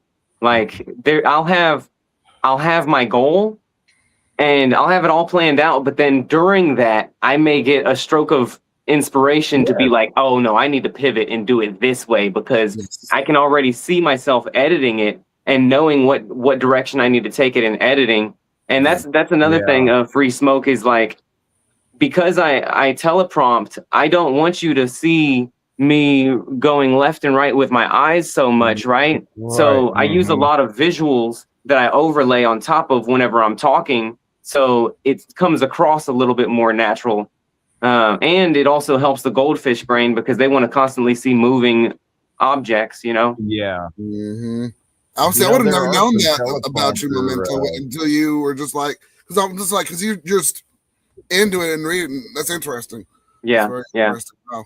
That's why. Yeah, some of not the everything's teleprompter scripted if shit it's will- organic, huh? We just have fun with the live some of the stream. teleprompter stuff you Yeah. can get set up to where it will scroll as you read it. Yes, So yes. it's not at a set speed, so you can kind of control better. But you when know I what was sucks doing- about them, man? Like I had one like that, but cigar terminology is like foreign to it. So I'll say Oh. something like parejo or something like that, and then it'll just like skip to a totally Oh. different line, or like I'll say some Spanish word or something like that, and then next thing you Yeah. know, it jumps all around because it's like not expecting Didn't it to be. recognize what you said. Yeah, exactly. Yeah. That's very interesting. Yeah, I just It's free fucking script fun, all though, my isn't it, stuff, boys? and I just kind of roll with it, just like Free Smoke said. When I first started my channel, I would have a notebook writing down everything that I would try to say, and like the very first video I ever had, you could just see me kind of like, and this is what this is, and it was so awkward, and then Yeah, I'm just like, screw all this, and I'm just gonna stay, just like you said, put it together a little bit piece by piece, Yeah. brainstorming, and just do it that way. And yeah, look back, and I was And like, it takes 90% takes of what time we to do just be is comfortable in your own skin. You don't do You that know, Yeah. it really does. in the It very does. beginning, at the very yes. beginning. You And did. and the Yes. live streams really help with that. You know what I mean? Yeah. Yes. If you can pull off fucking 3, 4, 13 fucking hour show and keep shit fucking rolling, you know what I Yes. mean? That it's great practice for when you are on camera, when you Mhm. have a specific video that you're making, because you're Yeah. more relaxed and you're more natural and you're not trying to be anything other than yourself. Yeah. I agree. This is really good. Yeah, practice Yeah. for that. Doing that, yes. Yeah, like Jimbo said, yeah, think on your feet. Yes. Yep. And what mic are you using, Memento? I have a Hollyland Lark 2 lapel Oh, yeah, mic. that's a good mic. That's Yeah. good. That's a good mic. Nice. Very nice. Driving down to the shop in the middle of the night off a random comment to make sure 64 Padron is a chocolate bar was amazing. Oh, dude, thank you, man. Nice. Nice. There you That was go. like my first video that I felt like my channel is doing well. Nice. If you just want retention, put some titties in. Well, My first video that did excellent was the My Father Blue. That thing got 8,000 views and YouTube took it down. I was Wow. so pissed. Are you shitting? Yeah, man. yeah, they took it down. Dude. Because it showed, like, I did a lounge thing, went in there, purchased and all that. It was up there for like 4 months. No, it took it down in December, so it was up there for 6 months. Man, they took it down. I was like, what the hell? 8,000 some odd views. I was pissed. Yeah. But I re-uploaded it. Oh, dude. And I cut out me, purchasing, the cigar and everything. I was, me just going into the lounge. Then I cut to me, reviewing it. And I was like, oh man, I was so pissed. I've never Oh, heard of dude, I that. know what you mean. I had one on my Hi-Fi jet. I know it was my Kansas City Dronographic. So when I first started flying drones, I put a drone video out there, and it was they have this thing called the Lake Ozark Shootout, and it's a boat race that everybody comes to. Hell, we've even had like the Sheikh from Qatar fucking bring his race boat over here and shit. And it's just they take the lake and they make it a no wake for like a mile and a half, and then there's a starting line, and it's just go to the finish line, and it's all about top speed. And I shot this amazing video, and I actually was the only one. I got with the air boss that was in control of the airspace and shit, because they had some helicopters and some planes that were flying, and I had to get permission from them. I had to get permission from the FAA to do this. I was the only drone pilot that was allowed to shoot this video. And I had 110,000 views on that fucking video. And it was up for probably about a year, you know? And I got a fucking copyright strike because I used fucking AC/DC's Thunderstruck on it, and I didn't know about that shit at the time, and lost that fucking video and all those fucking views and everything. And I was just like, No, you could just muted that sound in studio. Could just muted it. Wow. They took it down. They took it down. Oh, they took it down. Oh, damn. Yeah, they completely blocked it to where it wasn't visible to anybody anywhere. And But, I did not know anything about that, you know? Yeah, but with my video, what happened was after the 6-month mark, when they took it down, before they took it down, they age restricted it. So I was like, all right. So I went to go edit, and I took out the part where I purchased, the cigar, and then resubmitted, and it came back the same. So I was like, all right, I'm gonna take out, my smoking part and see if that helps. Took out the smoking parts, and they came back and said it still didn't pass, and they took it down. I was like, what the hell? I was like, there's no smoking, no purchasing. So what else is it? Wow. And I was like, all right. Then after that, I started switching up my reviews. That's why, I'm cutting out me smoking and all that. Just me, showing the cigar, talking about it, and I do all the cuts with me smoking. Even a light up. I don't even show me lighting it up no more. Oh my! We talked about that earlier about how they killed the comments. So while we were perusing around, I went back through mine and got in the studio, and every video that didn't have me smoking a fucking cigar, they didn't fucking touch it. They left all the comments on all those, but the ones where I was actually fucking smoking, they killed the comments on every fucking single one of them, and I lost all those comments. Wow. That is insane, man. That's I don't wild. give a shit. Fuck them. You having a comment issue on I'm your gonna do stuff what the too? fuck I want to do, man. Fuck them. You know. So I really don't have a comment issue. So when I first heard that the comments were being deleted from videos, I was like, really? Wow. No, they just recent. they don't delete it. They just hit to turn your comments off. But if you turn your comments on, if people are commenting on it before they turn it off, on those videos, if you turn it back on, their comments pop back up. But when I do uploads, the comments are off, and I don't realize it until someone pointed it out to me. And now every upload, the last 2 uploads, I made sure it was off. I was like, oh, y'all fucking with me. Yeah. So I gotta make sure. Are. I gotta put on, after I upload. Memento, you have that issue with comments? Yeah, I had that issue, and they did it to every video that I had.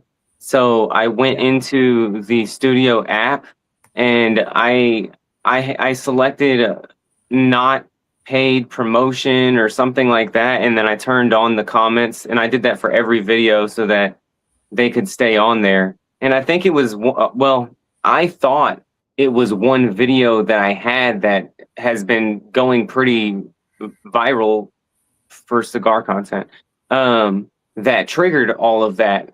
And because I was getting comments, there's like your core audience, then YouTube is like, okay, let's try it out to these people. Then it does pretty well with that. Then you get like, okay, broad audience, and it got to this part where you're getting weirdos. and you're getting all sorts of strange comments. And I was like, this probably triggered a flag, and somebody was like reporting the video or something like that. So then, like, yeah, every single video had that happen, and I turned it all back on, and I've been good ever since. But I don't know. We'll see. That's very strange. Wow. Do you guys age restrict your own videos before you publish? No, I don't. Hell no. I always have. I always have. Oh, you know, maybe that's why I don't get as many views on some of the shit. But I always age restrict everything I put out there because I figure the people that I really want to fucking watch it are going to watch it anyway. Right? Yeah. That's true. Well, I think, but also it won't push out to people neither. If they not, if they don't have a YouTube channel or signed in, they won't know. Right. That's why I don't age restrict it. I just say people that know it's not for kids don't have account on there. Yeah, I do that too. I say not for kids. Yeah. Yeah. And I don't age restrict it because not everybody has their birth date in there. Yeah. I put not. That's what I'm talking about. The not for kids. Oh, yeah. I immediately do that. Oh yeah. Okay. If you put it for kids, that means you won't get paid, and it's kid content like that. What's that little kiddie shows? Like those little kiddie shows that people. Coco Melon. Yeah, stuff like that. That's for that, because you can't get paid off kids watching your stuff for whatever reason. I don't know why. Because I guess they're going to get the most views because it's kiddie stuff. Yeah. Okay. That's thanks for straightening that out on that, because I wondered if that ever made a difference. Oh, in no, that or not, you know. But you know, also, you know, it's like I don't other than on here, I don't even fucking tell people that I have a channel. You know what I mean? I don't want those fucking people coming and watching my shit. Yes. Because they're gonna come in and watch fucking 5 fucking minutes or something, and then they're fucking gone. Yes. And how is the fucking algorithm gonna learn the audience that you're seeking? Yes. You know That's what I mean? very Unless true. it's those people that are the ones that are watching the shit. Yeah. And so going back, like touching on that topic, you see how I have my card. That's why, like, when I'm in the humidor with a person, I already am screening them. Like, is this the type of person that would watch my content? Like, if we're vibing in person, then I know that this is more than just a casual. Yeah. Better chance of them coming in and liking your content. Yeah. And then I become a mentor for them, you know, because it's like they know they can always come and see me. They've been watching my content. They're getting educated away from me. And then when they come into the shop, then they're like, oh, dude, your video on blah, blah, blah, blah. And it's like, okay, good. I'm glad that this is working, you know? There you go. Because I don't give it to everybody. Because you're right, dude. Like that's a good way to kill your channel. I think so. Yeah. And I was in a lounge, at another lounge, and someone recognized me. It was like, "Hey man, I just watched your video, for Jaime Garcia." I was like, "Oh, nice. Man, that was like a year ago." He's like, "Dude, yeah, how many subscribers do you have?" Almost 2,000. If I didn't hit it yet. Wow, that's quick that you got recognized at 2,000. How long have you had your? I got recognized with I think when he recognized me, I was probably at 1,000 subscribers, something like that. That's awesome. What blew my channel up was that My Father Blue. I was at like 600 subscribers. That one shot me up. Yeah. And I got into like the 1,000 mark. That one did it. That's why I was pissed. I was like, man. But I got all my subscribers off of that. And my cigar hauls. And when I do cigar hauls, that one draws a lot of attention. But I was like, man, I'm not gonna keep spending money for reviews. How long have your guys' channels been up? Oh, a year and a half. I started recording my first video. My first video was a LFD bull, and I smoked in the lounge in December for the Seahawks and Bears game. And I recorded it and I put it out a month later when I created a channel, because I didn't create the channel yet. I just recorded it and edited it like 2 weeks later. And then I set my channel. And then that video, within the first week and a half, it gotten like 400 views. And then I started getting subscribers. I had like 50 subscribers within the first month off of that, the bull. And then it just progressed from there. Nice. Right on. And then this past football season, I started doing live streams at football, and that started bringing in people in because they started to see oh, this person live and football. Boom. Yeah. Try to incorporate Right. something two things I love: football and cigars. Sure. That's it for me. Period. Is just sharing this journey and sharing this passion that I've found in enjoying cigars, and how like I said, I don't do reviews. I do cigar experiences. How it makes me feel. What what kind of memories is this cigar spurring for me, and what that kind of thing. And then just kind of all over the place, But like I said, most of the shit I do, I just do it for me because I like it. I never really. When I first started out, I was kind of like, yeah, look at all these reviewers and look at all the stuff that they're doing and everything. And I wanted to take my channel in a different direction. I wanted to have it cigar related, but I wanted to have it be like, okay, look at me when I first started smoking cigars, and this is the person that I am. And this is how cigars have helped me change into a better person. There you go. I like that. Somebody that I'm more proud of, somebody that I like, and how I've used that, call it therapy, call it whatever, those experiences and the people that I've met and everything has just ultimately, made me a better person, Mm-hmm. And that's what I like cigars, to share. It puts a lot of networking in too, because just having a cigar in a lounge, you're talking to people. My other business, I do detailing vehicles outside my 9 to 5, and I gain customers off of that, meeting people, just talking, and they put me here with this person, and they get my services. Cigars is just. Someone told me cigars and golf is go hand in hand, and I was like, well, and then they's like, cigars, a lot of business deals happen at a golf course because cigars are brought in, and you're playing golf. Absolutely, a lot of business is done on the golf course. And then and also someone told me a lot of business happened at a cigar lounge because they had meetings there. Yeah, I was like, oh. And I met a lot of good people just by this leaf here. People I'll probably never even talk to, exactly. Unless it's in the gym, because in the gym is a different culture. You meet all walks of life in the gym, but outside the gym, I wouldn't talk to certain people. But because of gym and cigars, I meet a lot of people. Yeah. I imagine. No doubt. I fucking love it though, gentlemen. Yes. Ray, you looking tired, bro. Still here. You need a bump. You all right? Yeah, no shit. And then he did a bump. I don't know if I can do another 10 and a half hours.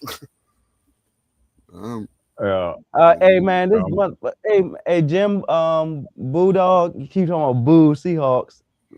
Man, look, we gonna do our thing. Oh my goodness. But we cool as long as you're not a 49ers or a Rams fan. I ain't got nothing to say about you. There you go. Man, everybody's cool unless you're a Cowgirls fan. Yeah. Seahawks are a pretty good team. I think they'll go about 8-8 this year. Hey, kick his ass out of your house right now. Oh no! 8-9, get out the tent, motherfucker. Oh no! Make him sleep in the tent tonight. Oh snap! Oh, yeah. Wow. And don't give him no off spray. Take away that thermocell. Let the mosquitoes eat him alive. Oh no, man! Your poor daughter's gonna come look for me. Be waking up with the measles in the morning. Oh goodness. Ooh. I'm gonna get one more cigar. I'll be back. All right, bro. Oh man, he threw up in the tent this morning. Wait. Somebody said he threw up in the tent this morning. Who? I see it in the comment. Who threw up in the tent? I don't know. I'm confused. I missed something. Did Legend throw up in the tent? No. No. No. He was there a little earlier, and then he just went in. He was just hot because it was hotter outside, but he was getting a little sick from the heat. Yeah. And then he went in, and I said, "Well, are you gonna come back out?" And he just passed out after that. I was like, "Okay." Yeah. Meow. Little pussy cat. Oh no. Oh good.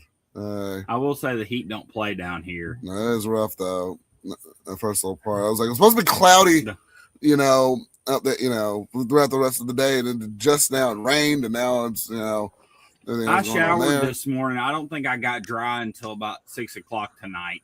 Oh my God! I dried off after the shower. It's just been that wet. Oh goodness! This sucks the energy out of you, man. Yeah. It's fun though. I would be very tired. If I were in a leather chair, I'd be very tired right now. I could just. We should do a live stream with Race one day. Show y'all how he snores. Oh goodness! Hey Hawkeye, that comment sounded a little wild. He was like, "Man, I've been wet all day." I was like, "Whoa." Moist. Oh gosh. I could have said I've been moist all day. Oh goodness, no! No more cringe. Oh gosh. Ray, so now you've hit your 500. Yes. What direction are you looking to drive the channel further? I mean, do you have any new ideas for things? I mean, I know you're going to keep doing your lives, and I'm glad you're going to be doing that. But I mean, have you got any projects that you've been thinking of, or something that you feel like is going to help push you to that next level that you want to start working on? Yes. So going to more conventions. So like I said, we're doing a little more, I would say, touring per se, getting out and going to our reverse convention this October. And possibly, and it's probably a 10-year plan. And Hawkeye and I, we've been kind of going back and forth in the Legend, opening up a cigar lounge in the next possible 10 years. But I know it's going to take a lot of work, and it's going to take a village to try to do it. But I've always wanted to do it, kind of like in my hometown, because everybody and their mamas goes to go to Birmingham to get their stuff.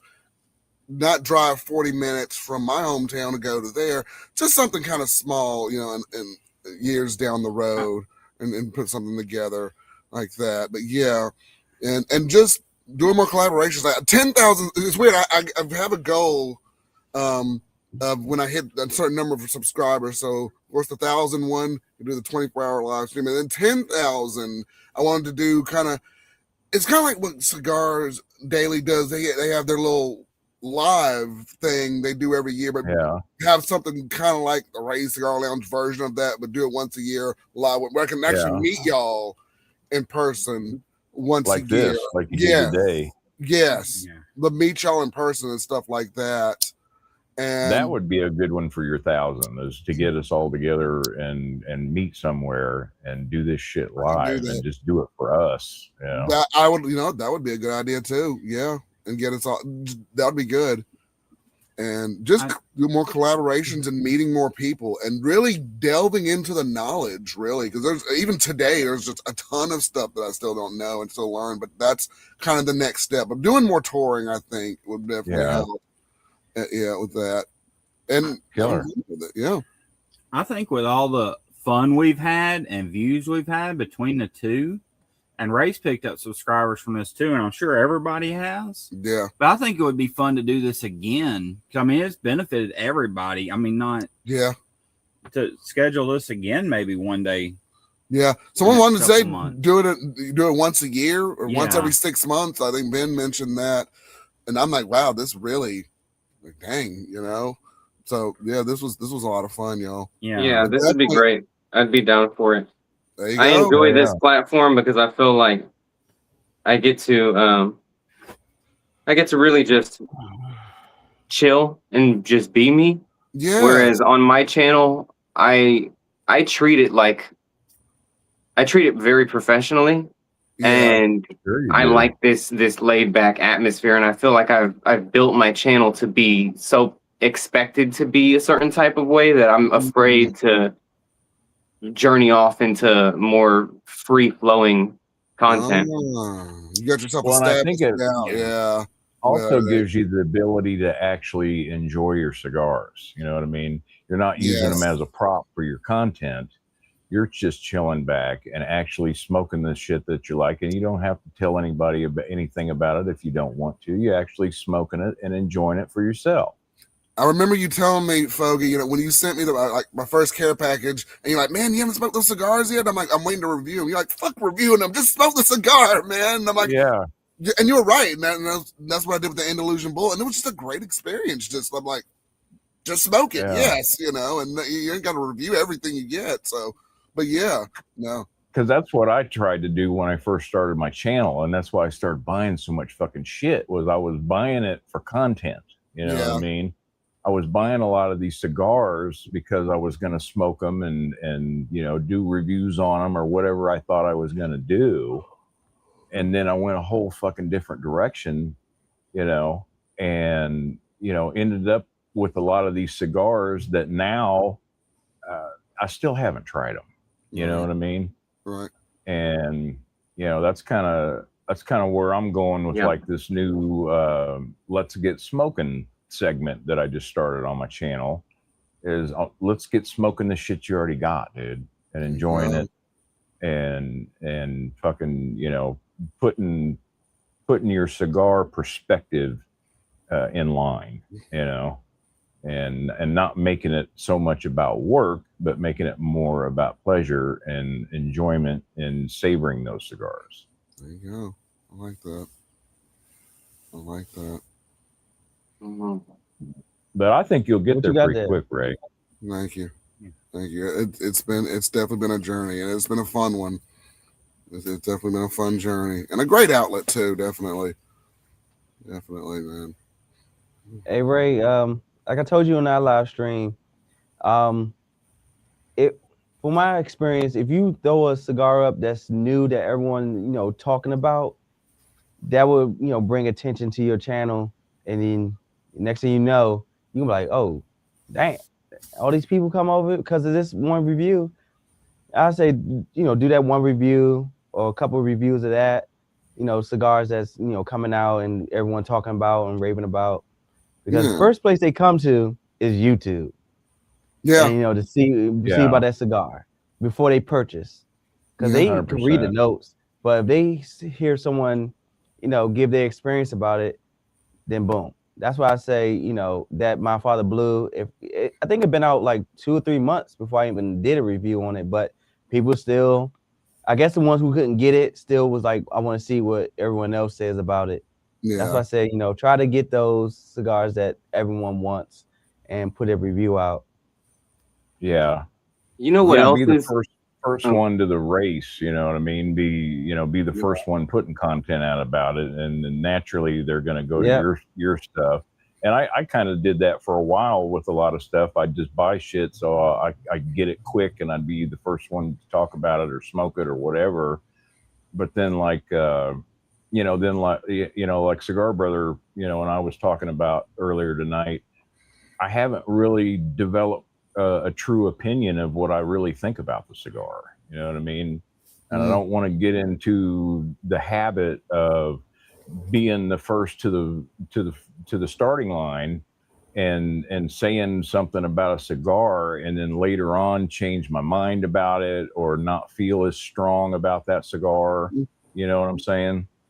And just like, you know, I've had those fucking Carrillo purples for, you know, a few months. I got them when they first came out, you know, and I could have done a video on them right then and there and shared that unboxing and did all that shit. But I was like, I really want to smoke this. I got a bunch of them and I really want to experience it and, you know what I'm talking about when I actually put that content out. So, you know, I have a firm grip on, you know, whether I like the cigar or not and what it tastes like to me and how I liked it, you know? Yeah, I was the first one to put out that Amar AJ Fernandez because someone wrote in the comments said, "Man, you the only one with the review out." And I went to go look. I was like, "Damn, I am the only one." And I think I had like 600 views on it at the time. I don't know what it has now, but you know, sometimes it's good to be the first, but other times, like you know, Prop says that it's not. Yeah. Yeah. I agree. Because I think I was one of the first ones to do the purple pledge, and I only smoked it once, and I said that it wasn't worth, you know, the price point, $18. I was like, ugh. Yeah. But I need to smoke it again. Maybe my thoughts will change, and I put a short out. There you go. Yeah. And it seems like a lot of those bolder blends, they just need to sit for a little bit. You know what I mean? Just let them finish doing their thing. You know, unless it's something that's like factory aged and, you know, whatever. You know, just about every time I would get a cigar, I'd buy two and I'd smoke one right now when I got it. And then I'd revisit it, you know, 6 months later, 3 months, 6 months, whatever. And to me, it tasted different, and you know, I either liked it a lot more, or it was just the same, and it was just like, okay, we might as well just fucking smoke these until they're gone, you know. Mm-hmm. And I just went to that video, and my comments was off. Ain't that Wow. Imagine that shit, man. Oh well, I have 900 something views on it. There you go. Golly. You know, my views on my channel is pretty much the same core group of people. You know, most of my videos I get right around at exactly like 130 views, 140 views, right in there. But then there's those few, you know, like I said, that train wreck humidor, that fucker got like 4,000, you know. And you know, that was cool, you know, but it's like, you know, when I first started the channel, I was just happy that anybody was fucking engaging with my shit, period. Yeah. You know what I mean? And, you know, it goes back to talking about the watch hour shit. You know, you may not have as many viewers, but you have those fucking 130 people that are watching your shit from start to finish every fucking time. Right. You know, and you got to keep that in your mind, you know, at the same time that it's like you can have all the fucking, you know, subs in the fucking world, but if nobody's watching your shit more than 30 seconds or 3 minutes or what the fuck ever, then it does you no good. You know? So that makes me happy. That makes me happy that I know that there's 130 people out there that consistently like my shit and come back and watch my stuff. Those are my true subscribers. Those are my true fans. Exactly. You know? And now I focus on making the content for them because they like what I'm doing. You know? Yeah. And imagine like a room with all those people in there. That's a lot of people. Yeah. You know, like everybody wants like look at it. Yeah. If you get discouraged thinking, oh man, I need 1 million subscribers or I need 100,000 subscribers to feel successful, it's like, dude, you take your 150 people, place them in a room. It's like, this many people want to listen to me. Exactly. Yeah. You know, like that's crazy. Yeah. That's like me giving a presentation in an auditorium, you know, like what? Yeah. No. It's rewarding, you know. It is. I mean? It's rewarding to know that you have people that are actually being that loyal to you and are enjoying and are relating to what you're saying. You know what I mean? Yeah. Yeah, for sure. There you go. But I'm just going to keep doing my shit no matter what. I don't care. You know, I have no grand illusions that I'm going to make any fucking money doing this shit. You know? Yeah. You know, it's already cost me more than I'll ever make fucking back. You know what I mean? But it's ultimately it's a hobby. You know what I mean? It's a fucking hobby. You know? Yeah, you can make a business out of it or whatever, but it's still just something that you do for yourself to enjoy it. You know, you ride motorcycles, you race RC cars or fly planes or do whatever the fuck. It's something that you do for yourself, you know? And, you know, it's really easy to get get caught up in that chasing. Oh my God, because I really want to make some money because that's the ultimate goal. I mean, wouldn't it be nice to just do this shit full time, quit your fucking job, make some good fucking bank, working from home and out and doing your shit and not having to listen to anybody anymore. You're your own fucking boss and do whatever the fuck you want whenever you want. Would be fantastic. But for me, that ain't ever gonna fucking happen. You know what I mean? Yeah. And so you may not even want it to happen, honestly.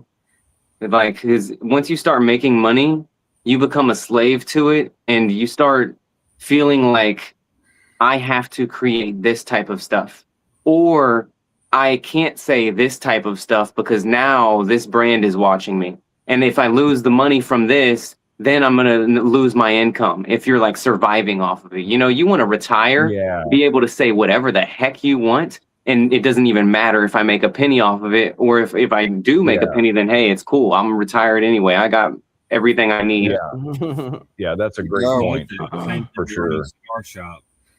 It's true. It's very true. Yeah, because I do that. I say whatever the fuck I want. I don't give a shit. Yeah. But it'd be nice to, make enough money off this fucking thing to buy 10 cigars a month, even. You know what I mean? That would be helpful. Like you said, that's a sandwich, or it's a fucking take somebody to the movie, or that's something that this is providing you that you're not, you're normally going to go into your own pocket for. So that would be all right, but it's all good, and I'm. I am at that point in my life. I'm 57 years old. I've been working my ass off since I was fucking 14. You know what I mean? And a lot of the jobs that I've had these years have been hard labor jobs and fucking work my ass off and working, 60 plus hours a week, for days and weeks and months on end with no breaks. Yeah. And I'm at the point in my life where it's just like, I just want to chill. I can't wait to finally start cashing those fucking Social Security checks and kicking back and enjoying what the fuck I have. When I was a younger man, I used to be so fucking jealous of all these people and look at these guys and be like, he's got this fucking truck and they've got that fucking boat and that motorcycle and look at that fucking house and his shit. And you're just like, what the fuck? And it's like, how they got that shit? They fucking worked for it for 30 fucking years. That's how they have the shit. You know what I mean? They just didn't get it given to them. You know what I mean? And once you get, it's like, man, I have everything and then some by 100-fold that I ever wished that I could have had as a younger man. Yeah. You know what I mean? So I'm at the point in my life now where it's like, it's okay. I got everything I want and everything I could possibly need. So just enjoy the fruits of your labor. Enjoy your home. Enjoy the things that you already have. Don't always be chasing after that next thing and that have to have. This world that we live in, it's kind of focused everything so much on, want, and the need part of it just gets pushed to the side. Yeah. You don't really need the shit, you want it. Right. And once you can be happy with the things that you need versus the things that you want, then that allows you to slow down a little bit and not have to feel like you have to work so hard and you have to just have all this. It's like an accomplishment, or it's like a rite of passage. It's like, if I don't do this and I don't have this and I'm not there and I don't have this with the bank and I don't own this and this shit by this time, and I'm a failure. I'm a fucking failure. In your own mind, you are. Yeah. And I don't feel that way anymore. And so I'm really looking forward to retirement. And another thing, like, who was it that made the comment earlier tonight about they want to have enough cigar? Well, I think it was Saint. He wants to have enough cigars stocked up so that when he retires, he doesn't have to worry about spending money on fucking cigars, and he's got enough to enjoy his retirement years without coming out of any money, because your income's going to go from working a job or two jobs or whatever the fuck to coming down to whatever you set aside for yourself and what Social yeah. Security is going to provide for you and all that stuff. So you're going to have to learn how to live on less anyway. You know? Yeah. Yeah. Sure. And no matter how much you make, there's always more to want. You just get introduced to things that you didn't even know about that you want. Like, Yeah. because That's true. it's like, okay, I'm driving a beat up 1999 Honda Civic. Man, if I could just have a new Honda Civic, that would be great. Then you get into that new Honda Civic, then it's like, well, dang, I would prefer to drive an Acura. It's also reliable, and you justify it in your mind. Then you get that. Yeah. Then it's like, man, if I could drive a Porsche, then you get the Porsche. Then you're looking at the Lambo. Then you get the Lambo. Then you're looking at it's never ending, man. And it's like a chasing after the wind. You're constantly trying to grasp something that's running away from you, and that's how you end up on Epstein Island, because you've fulfilled every desire that is normal, that you have to seek out the next thing that's weird to normal folks, because you've experienced every pleasure that you could possibly experience that's legal, that the only way you're going to even get a dopamine hit is by getting something that's illegal and trying to taste that, and then you're hooked on a new drug. It's constant. It's an addiction, dude. Yeah, the dopamine. Now, good analogy with that, because that's the truth. You know what I mean? That drives you to chase that, because you want that feeling. You know what I mean? And you know, it does get like that. You know, and I used to be that way too, man. I mean, I always had the newest, and I always buy the best shit that I can afford, and maybe a smidge more. You know what I mean? Because number one, when you buy quality shit, especially in hobby stuff, you buy quality shit, you're into this thing so hardcore, and you spend so much money in this and everything, and you've experienced it, and just like you said, you move on to something else. Well, now what the fuck am I going to do with all this shit? Well, if you bought a bunch of jinky crap, then the next fucking thing that you want to get into, you don't have the money for. But if you get out of this and you bought good shit, you can offload that, get a good price for it. There's your startup money to start your new fucking thing. You know what I mean? And that's always the way I've done it. And I've always tried to monetize my hobbies, as far as like, how can I make enough money for me to at least do it for free? Yeah, right. You know what I mean? Yeah. That's why I work at a cigar shop. That's literally the reason why I started working at one, is so I could do it for free. Yeah. And I pay my company back more than they pay me. Yeah, because you're around it all the time, and you're like, oh fuck, I gotta have that. That just came in. Shit, I need to give me 3 of those. Give me 6 of those. Give me some of those naked lady teas. Give me some of them orange balls. Yeah. You know. Yeah. So how is it working in a cigar shop? You know what I mean? Memento, tell us a little bit about. You giving them your paycheck back? Oh yeah. Working at a cigar shop is like any other thing that you turn a passion into a job. It starts to become a job. And it's like, oh man, if I could just smoke cigars every day, you know, and I could just smoke cigars at work. Well, then you're at work and you get to smoke cigars at work, but then you've got customers coming in. So I got to set my cigar down and I got to help a customer. So it's taking me away from the very thing that I signed up for, you know? And then it's like, okay, well, I've got to restock, and I've got to, it's like, some days you just don't feel like doing that particular thing. If I don't want to smoke a cigar, I can choose not to smoke a cigar, you know?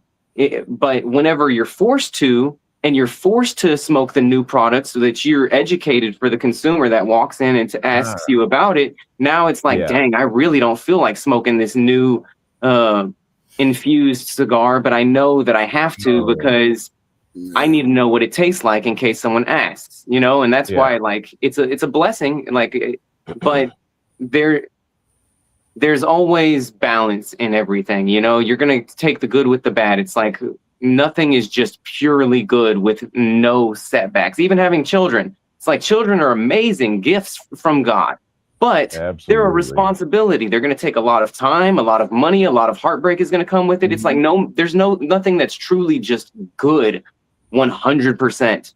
You know, you're going to have everything has balance.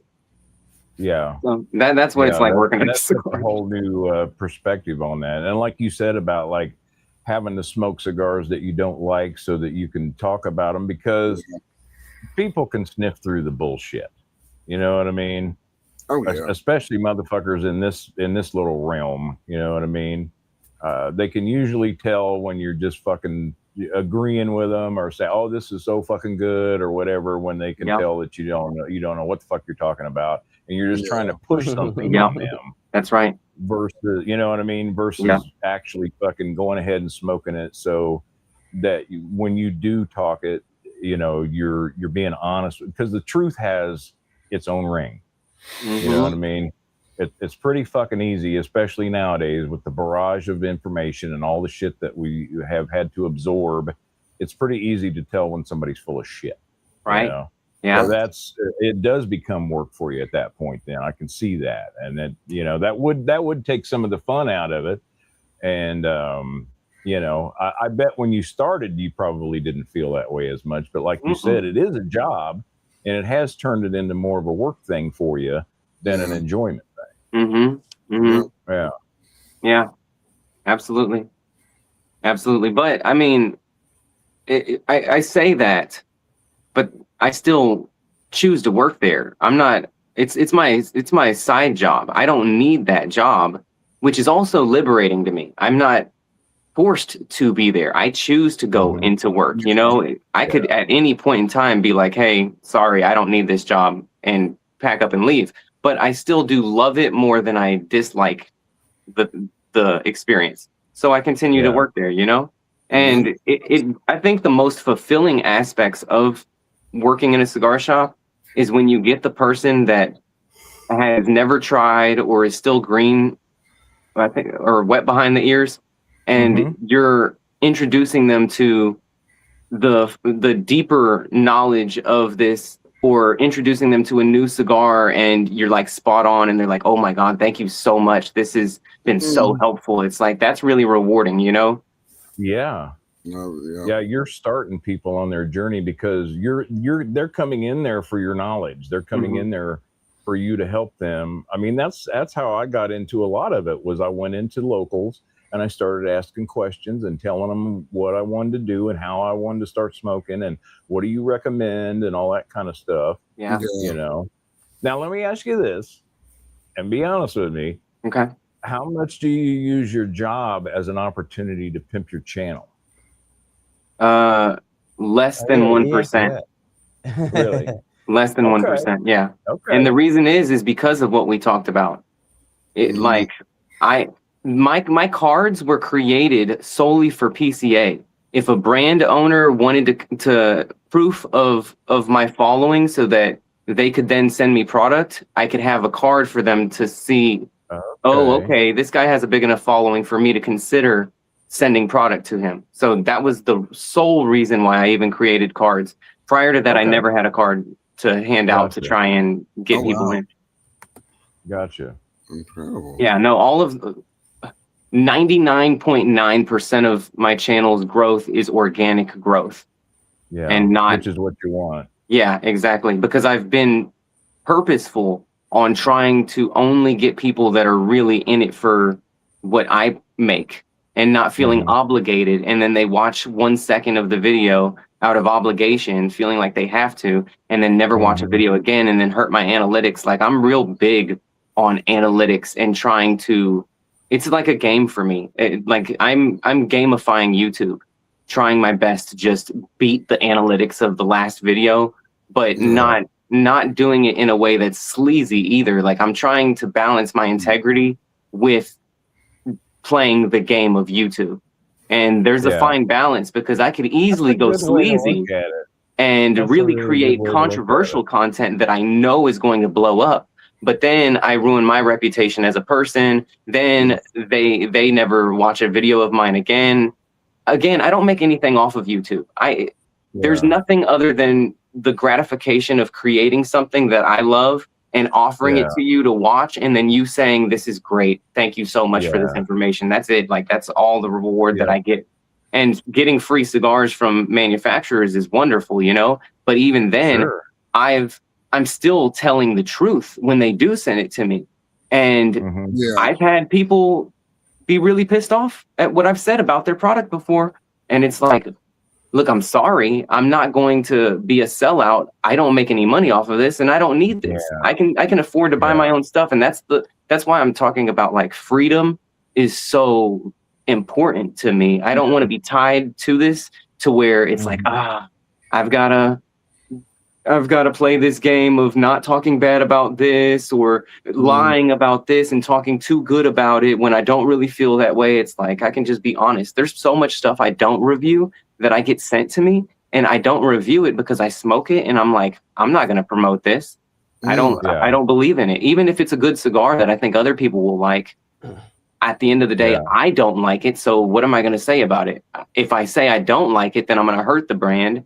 And it's not good for them. It's not good for me. It's like, I'm just not going to review it. There you go. Yeah, don't play that game, and it's, you're not enthusiastic about it. You know what I mean? And I don't know if you guys know, I'm a little older than you guys, but there used to be one of the greatest sales trainers in this country. His name was Zig Ziglar. And Zig, I went to some of his seminars and stuff, even when I was a younger man, through my father. And one of the things that always stuck with me that Zig said is enthusiasm sells. And he said, let me tell you why. What is the last 4 letters of enthusiasm? It's IASM. I am sold myself. So if it's something that you would buy, if it's something you can stand behind, you're going to sell the shit out of it versus the other way around. Yeah. I agree with that. I love Zig Ziglar. Oh, and he's amazing. I'm glad you know who he is. Yes. Zig Ziglar, Tony Robbins, freaking, oh my gosh, I can't even remember who was Tony Robbins' mentor. Anyway, I went through a period of my life where I went through a lot of personal development and trying to grow, and Zig Ziglar was one of those people that really helped me out. Wonderful. Yeah, for sure. Definitely helped me be a more outgoing person. You know what I mean? And just be able to talk and strike up a conversation with anybody. Yeah. There you go. You talking about Jim Rome? Yes, Jim Rohn. Yes. Jim Rohn. Yeah, Jim Rohn. Yeah. He's great.